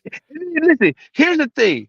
Russell, they said when healthy, Joe Burrow is 10. That's what I'm trying to say. Hey, on one leg, give me Joe Burrow over Dak Prescott. Listen, with his good arm behind his back. When healthy, who did when that? healthy, Steve who is Sable? it? Come on, they can't use Steve Sable's logo with this list. That is a crime. It's hello, a travesty. police. Yeah, it's a travesty. There's fraud. Listen, when healthy, Joe Burrow. No, I'm sorry. What other quarterback on this list other than Joe Burrow has beat Patrick Mahomes? Cue the Jeopardy music. So you got Joe Burrow. What happened there? No, I thought the Bills did beat the Chiefs in the regular season eventually. Okay, well, see, my bad. That's my fault for not being Pacific. Okay, in the playoffs. Right. That's what I was referencing. How is Jordan Love on this list? Man, no, recency bias. He had a phenomenal year this year. Wait a minute. I'm gonna say this. Really? Yeah, I'm gonna say this, and oh my gosh, I know he's watching. But I'm gonna tell you like this, man. Oh, here it comes. Jordan Love is on. He on his way. Yeah, he on his way. Yeah, Jordan Love, but he's not. He's not top 10. He ain't number 9 over Joe Burrow. Look, I'm not the biggest sense. No, D-Runk. No, D-Runk. I ain't saying that. No. No, I'm not. No, he's about to leave the chat. Yeah, no, I'm not. No. By no means am I saying that Jordan Love should be above Joe Burrow. No. I'm just saying. I probably wouldn't put him top 10, but Joe. So in other words, I'm saying Jordan Love deserves to be on a list. Man, I feel like after those first two, man, they were throwing. First of all, they were throwing darts and just listen. First of all, I'm gonna have to say this. How many teams in the NFL? 700. 32. No, it ain't. It's Okay. 32. Okay. You're putting the top third of quarterbacks on the list anyway. Okay. Like, this list is pointless. Yeah. That was the whole. That's why. No, That's why I put it up here, though, for real. Like that, Gully, they managed to get it this wrong. Yes, Like you exactly. had a Like 43% chance of getting it right, and you And still got they it got a wrong. 95% chance wrong. That's what they get. Did I say it right? Yes. Probably not. D-Rump weighing in again. He's hold up now. we Hold can up. run another one just cuz. He said, "Hey, y'all got to chill with Edgy's commercial. Now I want some cookies." Run another Absolutely, one. that's the whole point, D-Runk. He said, "Kyler Murray, Double J, who gonna handle the comments, me or you?" I got it under control. Okay, well, apparently I don't think you do, because this is what you probably was. I mean, my guys, you talking about you got it under control, but I mean, yeah, okay, you got it under control. Oh my gosh! And what did you do with my favorite button here? Did you? What you got it under control? Yeah, just like this guy. Yeah, you got it under control too. Oh my gosh. D-Runk said Kyler Murray was almost replaced by Caleb Williams, but Cardinals won too many games. What we doing? Boy, he be coming with some bang bams all up in your grill. Pop, pop, Bruce Lee, baby, in the house. Kyler Murray isn't more exciting than Josh Allen to me. Yes, Brother Rich. Yes, I said it. I'm gonna stand on that. Tua should be 10. Or no, I mean Jordan Love should be at least somewhere between 11 to 15. 15. Okay, yeah, that makes sense. First of all, Russell Wilson should be in the bottom 5. Like no, if after this season, Russell and Joe Burrow should switch places for one. What you just do? We did our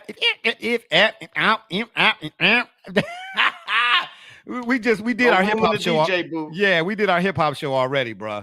You late. But go ahead. What was you saying now? Okay. All right, Sugar Hill gang. We'll just wait for you to get another tongue twister. Stand by. First of all, if a woodchuck could chuck wood, how much could a chuck could a wood and chuck it? See, there you go. Put it in the bucket. You know what I'm saying? Oh man. Anyway, go ahead. What were you saying? Don't worry about it now. Don't worry about it. Yeah, well, don't you worry about nothing. You know what I'm saying? Get your Rice Krispies treat, not from me. What do we say Eddie about G's cookie? Yeah. Okay. Well, then I hope you get an Eddie G cookie frozen and try to bite it. Yeah, could break a couple of chiclets is what you need to do. I don't know what an Eddie G's cookies is, but Eddie G's cookies is what I said. Okay. Where do we? Is CJ Stroud? Is he right where he should be? Maybe. Yes. Should he be on this list? Yes. Absolutely. Yes. Okay. All right. Absolutely. Yes. All right. So no second year when the defenses figure you out type of thing with CJ. He no matter second year, third year, fourth year, CJ Stroud is Stroud. I think that's to be expected. People gonna figure him out. My bad, Double J. But I'm optimistic that he will continue to get better. Like Joe Burrow got better. Like Patrick Mahomes got better. Right. It actually took a couple seasons for Lamar to break through. From that first year when we first got, after the wow factor, after the exposure happened, you recognize who you were dealing with. I think Lamar Jackson took a bit to further confuse and confound defenses and game planners. But I don't think that CJ Stroud is going to have a problem continuing to be a problem for defenses, particularly the likes of Cleveland next year. Oh yeah. You took the words right out of my mouth. But you know what though? I'm gonna say this about Joe Burrow. Since I got hip to him, I mean, he was as good as advertised in college. At LSU, I'm surprised Ohio State didn't want him. Said he wasn't no good there or couldn't play there. I'm still shocked by that. But Joe Burrow been doing it for as far back as I can remember. Well, now wait a minute. Look who was in front of him. Who was in front of him? Stroud. In front of who? No, he wasn't. No, he wasn't. It wasn't Stroud. It wasn't CJ Stroud. It was Fields. Yeah, it was Justin Fields. Yeah. But oh my gosh! And let me say this right quick. Oh my God! Let me say I'm so glad you said that. I'm a Browns fan. All right, I know most people here wouldn't agree with that, but I don't. That's another story for another day. I don't really care. Go ahead, because let's keep going. Yeah. Go ahead, because you nothing. The Steelers got Russell Wilson and Justin Fields, and the Browns got Ken Dorsey and Jerry Jeudy. All right. Some teams be making moves. Other teams need to move see on. that? Yeah, number one Browns fan right there. I'm just just saying. Statement. Mm-hmm. I'm a realist first and foremost. Okay. Matter of fact, my Steelers application to be in the mail. I just want to let y'all know. I'm just saying. But Pat, membership card. Absolutely. And it's going to be right there next to my AARP card. What's the point? I'm trying to figure that out. What's your point? Pat Mahomes, he Brother Rich done said a million times, and you too, Double J. I got to give y'all credit. You know, when credit is due, I give it to you. That this dude was Michael Jordan in cleats, and he's shown that. And I ain't even talking about on the field. That's a given. You see what he did to the Buffalo Bills? Patrick Mahomes got the Bills. They didn't clean his house. They didn't clean shop. They didn't got rid of everybody. They had a fire sale because of Patrick Mahomes. Right. He literally single-handedly closed the Bills' window because that's it for them. He didn't close the window like Jordan used to do to the Cavs and everybody else. You know what I'm saying? He shut down franchises. I'm just saying, man. Patrick Mahomes, yeah. Y'all, I'm trying to tell you, yeah, he doing that. He got that. He Jordan for real. Yeah, when you, I mean, you know, but CJ Stroud might be too, because look what he did to the Browns. After he dismantled the Browns' #1 defense on paper, they went and made wholesale changes. Oof. They got rid of everybody that had something to do with why them players was making Pro Bowls this year, even though it's a flag football game now. No, they didn't know, actually. They didn't know. They got rid of Bill Callahan, Stump Mitchell, and I don't forget the guy's name. I see what you mean. Yeah. They got rid of that's what CJ Stroud made the Browns do. We need to get rid of everybody.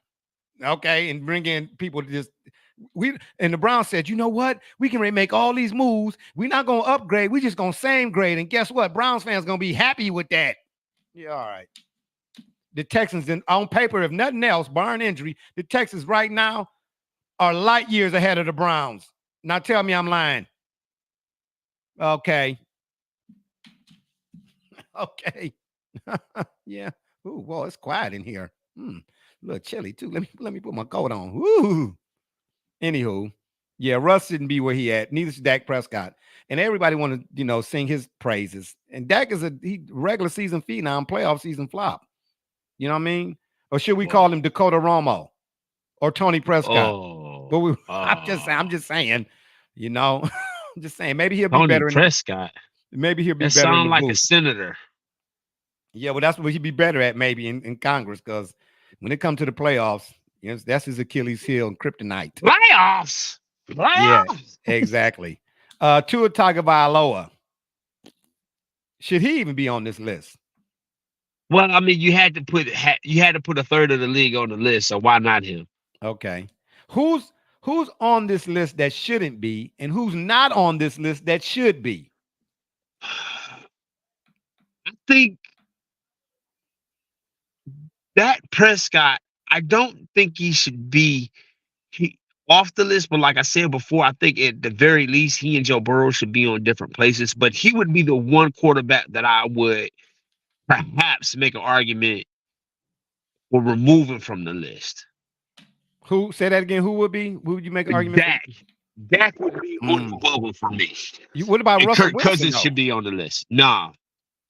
Russ still has. Hold up. If you putting Kirk Cousins on the list, then you gotta put Justin Herbert on the list. Kirk Cousins? Yeah, that's what I'm trying to say. Man, oh my God, you can put Jalen Hurts on the list. Yeah, all iced out. Oh my gosh, yes. Oh boy, this dude right here. Oh my gosh. Yeah, absolutely. Did you really say Kirk Cousins? What you trying to do? Start some stuff? Really sick. I'm not Michael Jackson. We'll get to your comment here in a second. This dude said Kirk Cousins. I don't even know if I'm going to take the comment. I do, but I don't, because I'm trying to get over this Kirk Cousins. Yeah, we're going to let you elaborate on that. Yeah, that's all right. Yeah, y'all hurt my feelings. Y'all hurt my feelings. I'm gonna just go cry in the corner. Y'all Yeah, go well, ahead, okay, experts. I'm well just then go do cry in that. the corner. All right then. Well, I mean, that's right. If you go in the corner, make sure you put your nose in it. D-Ronk weighing in again. He said Tua was nice. Tua's nice when there's no pressure on him. Yup. When the game actually matters, I got Tua 2 picks at least on my on parlay every time. You know what? Oh my God. He said I wouldn't be mad at Kirk Cousins over Kyler. Yeah. What is You know going on with the Kyler Murray hate? Ain't nobody hate Kyler Murray. Kyler Murray just ain't all of the hype surrounding him. I mean, has it really panned itself out really? And I don't blame him for being injured. It is football, but he's got no O-line. I mean, his teams are terrible. Here we go. They still beat the Steelers. Okay, well, I didn't hear you making that same case for Matt Stafford when he was in Detroit with no O-line. Yeah, and on that note, we're gonna hit y'all with this. What it do, sports fans? It's your man BSJ from the Shop Report. And guess what? The shop is now open for business, baby. If you're on Facebook, go to our fan page, The Shop Report, click on more, and then shop to view all products. Or if you're on Instagram, click on the shop tab to see all our products. I mean, what you want me to do? I'm selling merch here. Absolutely, that's right. The shop is now open. Let me say one thing about that right quick. I should give myself. No, don't clap because it's my fault. Okay, let me tell you. I mean, I appreciate you clapping, but I messed up. Here it is. I've been telling folks to go to the store. The store is now open. You can get your merchandise or whatever. Right now, from my vantage point, it looked like it was, but apparently I missed a character or something or another. And Shopify was saying, no, we need more information. So I went to the page from a outside person's perspective, and it said the store is opening soon. So you put a password on it. Okay, well, I didn't listen. Oh, boy. Know the password too. Oh, God. Barbershop and password. Oh, my God. Coming. I was getting ready to get to that. Okay. I was getting ready to get to that. I had help. Thanks to my background singers. You listen, and then nobody come to see you, Otis. Ain't nobody come to see you, Otis. You know what I'm saying? Yeah. But don't do me like David Ruffin, though, for real. Don't kick me out the car as it turned in the corner. Because I'm out here selling concert tickets that's 12 years old. I'm just saying.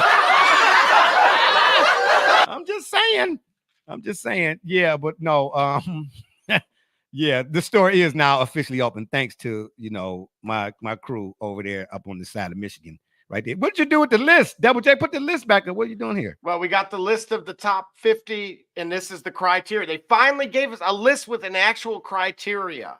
We're talking about quarterbacks. What are you doing? Oh, this is my God. Hey, it's Mania season. We got Mania this weekend. Gosh. Mayhem and Mania and madness. And I'm having a hard time holding these Gators down.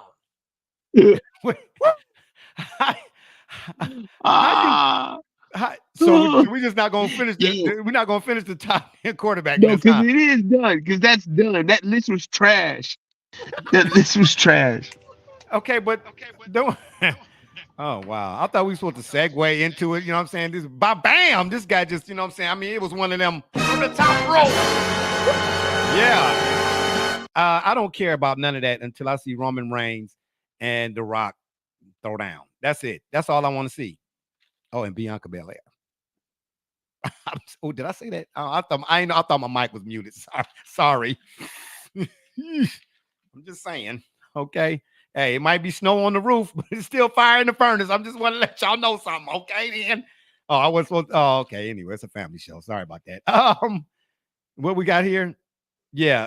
Can you put the list back up? We weren't done. I asked the question: who on the quarterback list that was there, that's not there, that you feel should be there? And now you got to go find the list again. My God, this guy right here. Oh, imagine that. Imagine that. Uh-huh. Yeah. Who on the list? There? No? I mean, a third of the league is there. So who's missing, really? So no Baker Mayfield, no. Why not Brock Purdy? Is that a joke? I'm asking the question. Look, if you go to Webster's dictionary for game manager, there's a picture. Oh, don't do him. don't do that. No, because I'm gonna use your same argument about Zach Edey, where Zach Edey was. Wait. He didn't just start playing football. Listen, no, but he was not Mr. Bobby Irrelevant. Boucher. He was Mr. Irrelevant. He shouldn't be doing what he has done with the San Francisco 49ers. And you can't call him a game manager because when he went out in that first championship game,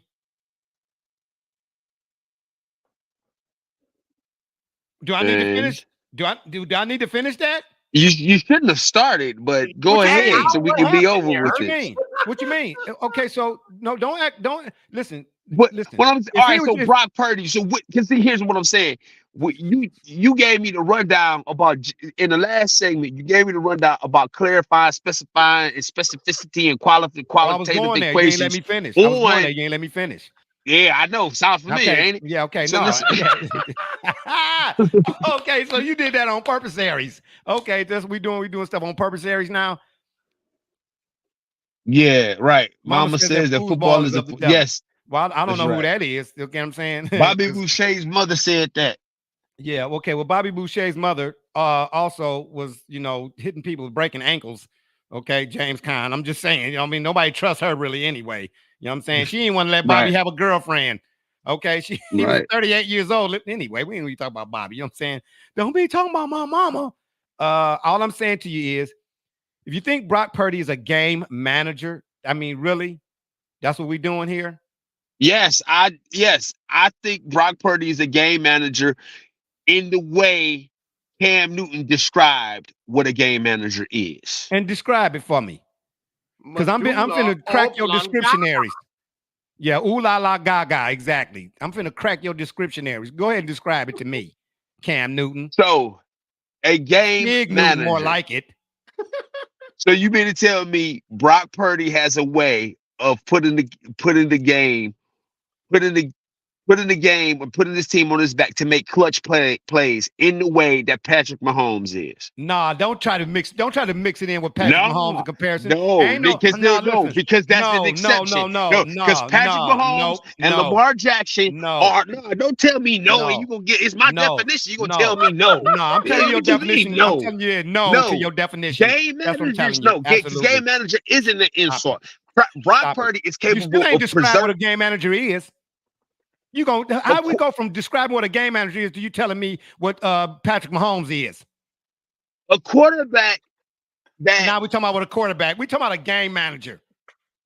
Well, what position does a quarterback play if they have the ball every single snap? So he plays the position of a game manager because he plays quarterback. Game manager at quarterback, game manager back of the quarters. They tell me what wide receiver is the best game manager in football then. I'm waiting for you to tell me what Cam Newton said, Fig Newton. God, you know what, man? I ain't listen. No, I'm I not don't dealing know with what. you That's today. why I'm waiting for you to tell me what. Not dealing with you today. I'm saying, listen, for Brock Purdy to be the last player drafted, and they so much so they coined it, Mr. Irrelevant. Brock Purdy did not get the acumen or the hype that all them other guys will, you know what I'm saying? Because you still think Jamarcus Russell is a Hall of Famer. So I'm just saying. Who is you? You as in you over there, IT guy. You.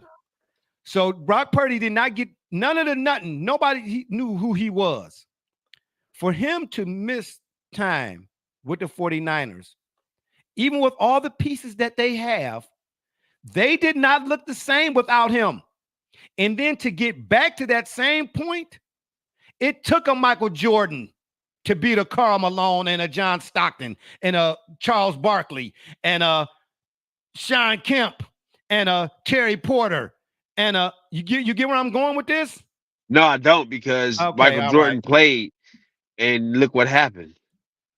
I said, and it took a Patrick Mahomes to beat a you didn't hear me. You didn't hear me. You didn't hear me. I'm not saying that Brock Purdy is a Patrick Mahomes, so don't even try to even insinuate. Okay? So where's the insult they calling him a game manager then? Because saying why is he more than a game manager then? Define a game manager. Let's do that first. Define game manager. I think a quarterback that, given the circumstances with his team, he won't lose the game for them. He may not be able. He can preserve a lead for your team. He does not. He makes the smart play, and he won't take a risk that would jeopardize his team's performance. What? That's what a game manager is. That's so what Brock Purdy does. That's what Brock Purdy does. That's not an insult to me. So wait a minute. So Brock Purdy don't make plays that will have you putting him in conversations like, man, this dude is one of, or he's one of the, or he don't make them kind of plays. I just told you, game manager ain't an insult. You tell me. It is an insult. Give me the three best plays of Brock Purdy's year this year. Give me the 3 best plays right now. I can't because I got my car keys in my hands. I got my car keys. No. I got my car keys in my hand. I don't remember where they at. So don't play me like that. And then, how can you even have this conversation? Okay, you know what we talk about then? Yeah, what team do he play for? Okay, what team do he play for? Do he play for the San Diego Chargers? Yeah, exactly, the Washington Charger Generals. Anyway, while you trying to be facetious as an Aries, saying Brock Purdy, is a game manager, and what a game manager is almost the equivalent to saying, what do they say about a guy who's a janitor? What's the literary term for a janitor? I'm some type of something. Engineer, but really all you do is move a mop. Don't try to play him like that. He's more than a mop pusher. That's what you're trying to say. You know what I'm saying? But you know what? You're the one who said that. You just walk right into it. You just walk right into nothing. Yes, you did, because that was my first. That's how I paid my tuition in high school. I was a janitor. You know what I had? I wasn't looking for everything, but I had all the keys to all the doors. No. What I'm saying to you is, no. When somebody asks, "What do you do for a living?" They say, "I'm a civil engineer." Oh, that's fine. But really, all you do is mop the floor. But if I'm a janitor or a game manager, I would know what to do, and I would know what to do. Oh, stop it! I would know what to do, and I know where to go. D-Runk with the heat. D-Runk. Oh, really? D-Runk? Really? It was a matter of time, huh? So you all on their side today, okay? Get y'all some. All right, that's what we're doing here. Okay, just wanted to get y'all some theme music. Yeah, absolutely not. You know what I'm saying? You get a pink slip. You get a pink slip. Name one. Name the Brock Purdy pass. It was like, yo, this dude's more than the game manager. Name the play. Bruh, I can't name the play specifically, but I can tell you his presence. When the 49ers did not have him. Show me his presence. Okay, listen. How can you be a game? I'm submitting to you though. Here's what I'm submitting. I'm submitting to you that without naming his plays, I'm submitting to you that his presence and what he does is preserve and protect what the team does. What? Say that again, bro. He not. Listen. Okay, can Brock Purdy? Do you think Brock Purdy is capable of engineering a 99-yard drive from end zone to end zone? Yeah, I do. And it's a lot of on a no huddle. It's a lot of quarterbacks that you might have on the list. I'm not comparing them, but since you want to use the 95-yard drive scenario, which you just stole from me as usual, because I said that a millennials ago. Can you put him on the 10-yard line and tell him he had to go 70 yards to score? It's a lot of quarterbacks that you would mention first before Brock Purdy was even in the conversation that couldn't do that. No names, please. You're the one who called him a custodial engineer. No. I said I said Gully trying to say he's a game manager and then try to define it as not being that is the same as somebody saying I'm a civil engineer, but you really push a mop. Oh, stop it. No, bro, you can't name me a play. You can't name me a play. It's been 20 minutes we've been talking about this. You ain't named a game. I told you I couldn't name a play. But I'm telling you, his presence. If I tell you Patrick Mahomes and I say the Super Bowl, Patrick Mahomes in overtime. If I tell you Tom Brady in overtime versus the Falcons, Tom Brady. I don't remember that either. Okay, if I name you Eli Manning and I say, hey, I don't remember that either. Super Bowl, how about the conference championship? If I say Joe Flacco, against the Broncos, Flacco. Hey, how you doing? I'm D Gully. I'm one of the co-hosts of the Shop Report. What is your name? I have no idea. Clearly. Absolutely. Oh man. I'm telling you, he's not. I'm telling you, trying to minimize. Talking about he a game manager, like he just the guy that you can't tell. Listen, no, stop it. At some point, there is a definitive play or drive or even Dan Marino never won a Super Bowl. I can tell you what. He came darn close in the Super Bowl. He won in the Super Bowl. He played versus. No, you're talking about plays. You pick a play. We ain't talking about his presence and his performance overall in that game. You said pick a play. Well, that's what's up. Listen, you can't name a play for Brock Purdy, but you can tell me his presence. That defines to me a game manager, which is why I said it ain't an insult. Right. This is why look at everybody on that list. John Elway going 99 yards. I can tell you John Elway going 99 yards in Cleveland. Look, and that's the thing it's not even what makes him elite. Which is more than a game manager. Even look at this list and go off of each player and be able to name a play that they've made. Whether it was Kyler Murray again against the Steelers just on that comeback, or Dak Prescott throwing an interception. Really? Really? That's what we're doing, right? That's what we're doing. Because I can't name or show a particular or specific play, then that's what justifies him. You all naming him or calling him a game manager. Because you value his skill at quarterback, but you can identify a circumstance. That is a game manager. Boom shakalaka. Okay. All right. Okay. All right. I hear what you're saying. I don't agree with it. I hear what you're saying. You know what I'm saying? I mean, did he have a 4 touchdown game against the Eagles? I don't know. You tell me. I don't remember. Yeah, because I think he did. He threw for 4 touchdowns against the Eagles. What do you mean? Crutches when they lost? Do you have Double J? Do you have a stopwatch? Have you been timing this? 27 minutes. That's what he got us after 27 minutes. What I'm saying to you is I don't remember every particular play. What I'm saying to you is the position that the 49ers were in when they had key players down. Brock Purdy made throws to keep them in games and put them over the top in games against some teams that they were not favored in, even though they being the 49ers. So he didn't have one of the best tight ends in the league in George Kittle that even the backup was lighting it up with. Yeah, and when Brock Purdy went down, what did George Kittle do? He still had yards. No, don't tell me he still had yards. What, 5? Don't tell me he still had yards. Do we need to pull up his stats right now? Is that please, Double J? No. I want you to pull up. When they took Deebo Samuel off the field, that offense went nowhere. Oh, really? Mm-hmm. Really? Mm-hmm. Really? Oh, okay. Well, put Brock Purdy on the list. Look at that. They had to get Christian McCaffrey. They had to get Deebo. They had to get Ayuk. They had to get George Kittle. What does that say about your quarterback? Was at any point Mahomes is throwing to Ronald McDonald and the Fried Kids. And he had Rashid Rice. Don't listen. Oh, wow, really? Yeah, you sound like you just ate one of the McDonald's, the burger and the fries they got on display at Iceland. Even though they ain't had no. Don't. This is the disrespect I'm talking about. Was Brock Purdy ever in the MVP conversation last year? He was.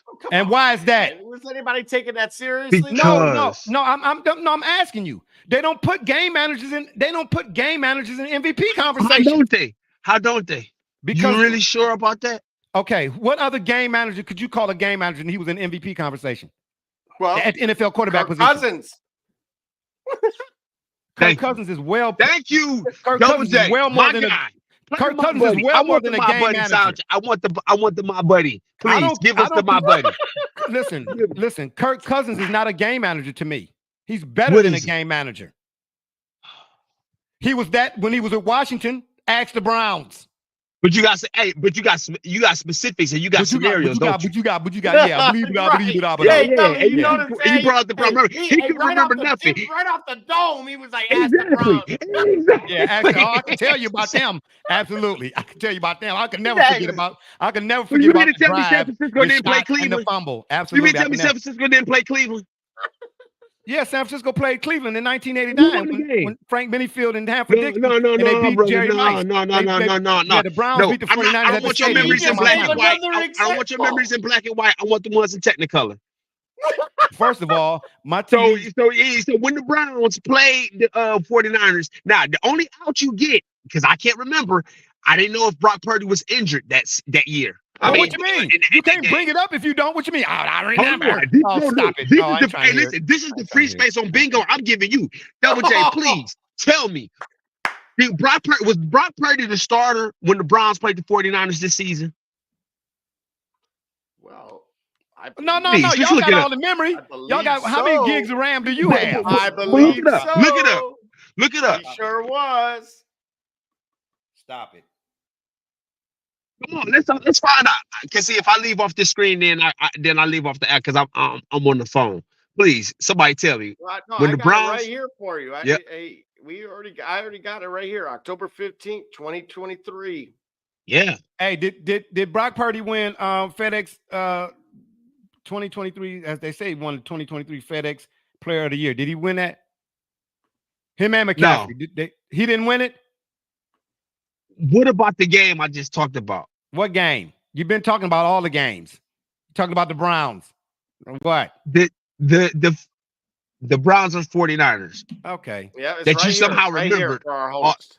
No, I said the Browns played the 49ers when Jerry Rice. I said 1989. That's what I said. No, you also listen. I said 1989. Listen, Public Enemy had a great album that year. Come on. I'm just saying. And Jerry Rice got locked up too by Frank Minifield. Brock Purdy passed for a whole 125 yards. He passed from the end zone to the goalpost to the other end zone to the goalpost. Oh, okay. So you picking that game? You talking about the same game that CJ Stroud put up 45 on the number one? I mean, you could don't do that. I could find a stat line where Brock Purdy did more than that. I submitted to you that Brock Purdy was a game manager, my guy. Yeah, and you do that. I didn't say it as an insult. Picked one game. Yeah, you did. Yeah. You right. Brought up the Browns. You brought up the Browns. I brought up the 1989 Browns when you mentioned John Elway and what you remembered. Yeah, because I brought up a circumstance. Okay. Well, I gave you a circumstance too. Brock Purdy threw 4 touchdowns against the Eagles recently. Okay. We now ain't got to go back to 89 for that. And how did the Eagles do? They fell apart. Oh, man, stop it. They was in the Super Bowl the year before that. Man, stop it. Okay, so let me ask you this then. Since let's write the Eagles. So would you say Nick what's his name? Foles, the one the quarterback for the Eagles. He's a game manager? Yep. So he's Brock Purdy. Yep. With a ring. Exactly. He's exactly that. Yes. Which is why I said Brock, which is why I said game manager is not an insult. Y'all need to stop, bro. Because exactly what I say. I've been saying this. I've been saying this from the beginning. He's not the game manager is not an insult to me.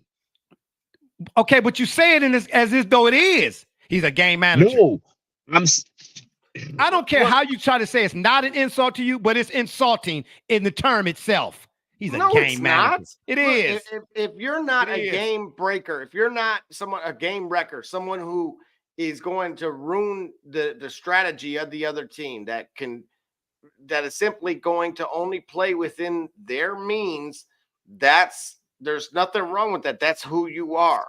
Oh, because in other words, you can give him a full plate, but just make sure his beans and his corners don't touch. Don't give him too much now. Make sure you put training wheels on it. Well, look what happened, right? Who exposed that? The Baltimore Ravens didn't they? And then what happened to them? Well, they went up. They ran into Michael Jordan. Oh, okay, yeah, right. But even running into Michael Jordan, the Happy Meal. Even in the running into Michael Jordan, Lamar Jackson stunk the bed. Okay. Do you see this game that's up here? Do you see the highlights of this game up here? No, I don't. I don't want to see the highlights. So in other words, we ain't got no highlights in favor of Brock Purdy? You see what it says from dominant to you for them. I've been asking you for them. I don't know them, but I'm saying there are because I don't know everything. If I tell you about if I tell you about Lamar Jackson, Patrick Mahomes, Russell Wilson, if I even say Ravens Joe Flacco or Eli Manning or Tom Brady or Peyton Manning, you got situations for them. You don't have a situation. You see, no. Hold on. Brock Purdy passed for 4 touchdowns versus the Eagles. You're saying that there's no situations for Brock Purdy. Do you know all of Brock Purdy's situations? I don't, because he's a game manager. listen, because you don't know him, don't mean that he don't have none out there that's above being a game manager. Is what I'm saying. As much as I watch football, listen, you gotta understand who you're dealing with here. Listen, you gotta understand who you're dealing with here. I'm not buying barbershop. You know I would find them. No, well, That's find the them. thing. Between the tackles, right? Find them. If Find we them. say You wouldn't find them. You say the game manager is an insult. I've been asking you to direct my attention to something else, and you've only further proved the point for 34 minutes now. Is an insult. Why? He not just a guy that, he's just a guy that, you know what I'm saying? Don't give him. Let me explain something to you. Okay. That's how you make it I'll put it this way. NFC title game 2022. Eagles versus the 49ers. Brock Purdy got injured. He was wait a minute. Was McCaffrey also injured? No questions if you already know. Okay. I trust and believe that now you sound like the attorney. Brock Purdy was the single biggest offensive difference between that personnel versus the Eagles. And the Eagles ended up winning and going on to the Super Bowl to play the Chiefs. And we already know how that went. The Eagles did not lose their all-pro running back, all-pro tight end, all-pro receivers. They lost Brock Purdy. And they lost. I'm telling you, I'm asking you. I'm going to ask you this again. Brock Purdy inside the system. Brock Purdy healthy. Tell me the plays that only a Brock Purdy could have made. The ones that they missed out on when they didn't make it. Them. You pick them. Name me the play, bro. Them. Name me the third. No, you the one that say he's not a game manager. You got to name it. I just told you he threw 4 touchdowns against the Eagles. When? In the playoffs or regular season? What difference do it make? And I'm showing you this 125-yard outing that he had versus the Browns. I'll take Brock Purdy over Dak Prescott, your favorite player. Bet you that. No, bro, you the Cowboys fan. Don't give me that. You the one that got it. You the one that got it. You the one got a Charles Haley jersey. You the one that got a Charles. You the one that got a Leon Lake Super Bowl 33 jersey. This don't look like no Charles Haley jersey to me.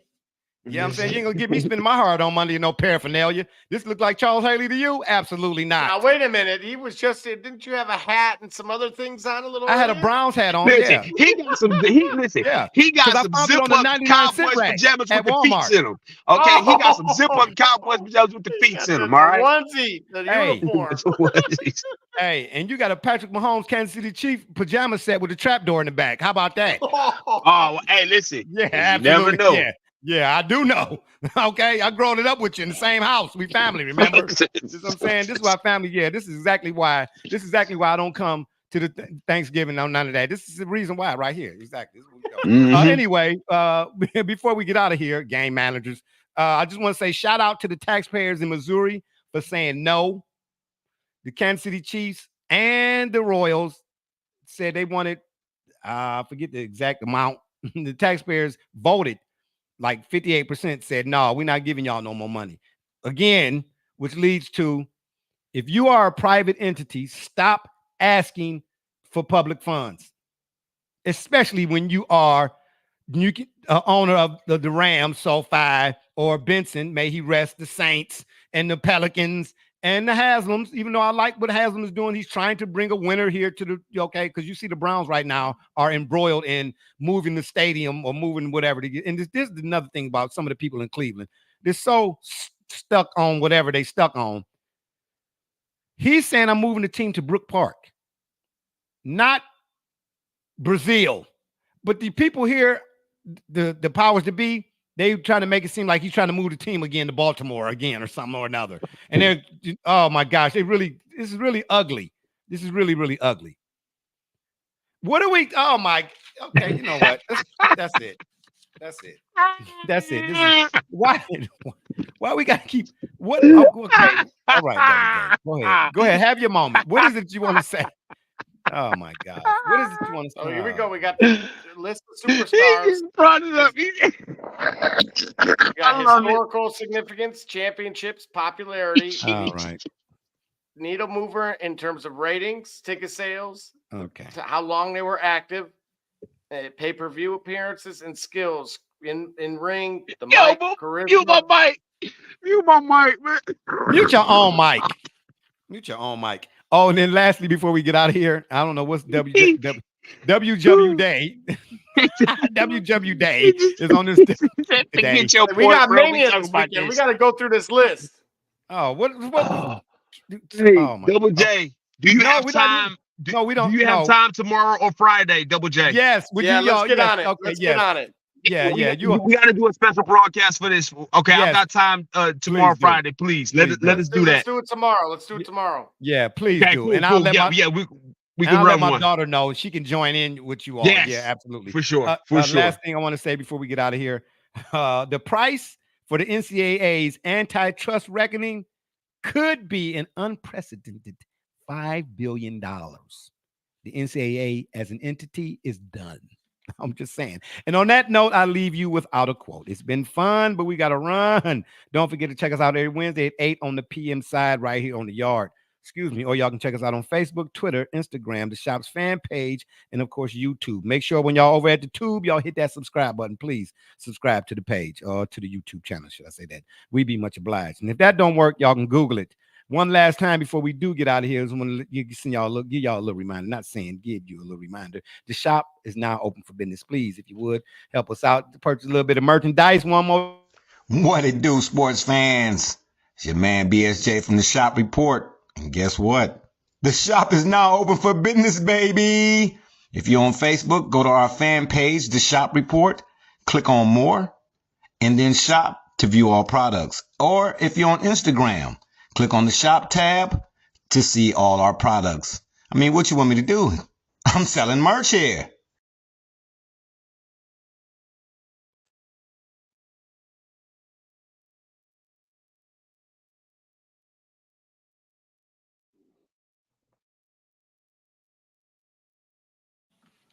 Anyway, sorry about that. I had a snafu. Oh boy, I'm just rattling off. You know what I'm saying? I didn't even realize I actually hit the mic cancellation button. Anyway, if that don't work, y'all can Google it. For my man, for my dudes, Be Rich, Double J, TJ, D Gully, and all those who follow and support us, we say thank you. On Barbershop J, you been listening to the Shop Report. And remember, the next time y'all want to know what's really going on, man, come to the shop. Brock Purdy is not a game manager. Holla!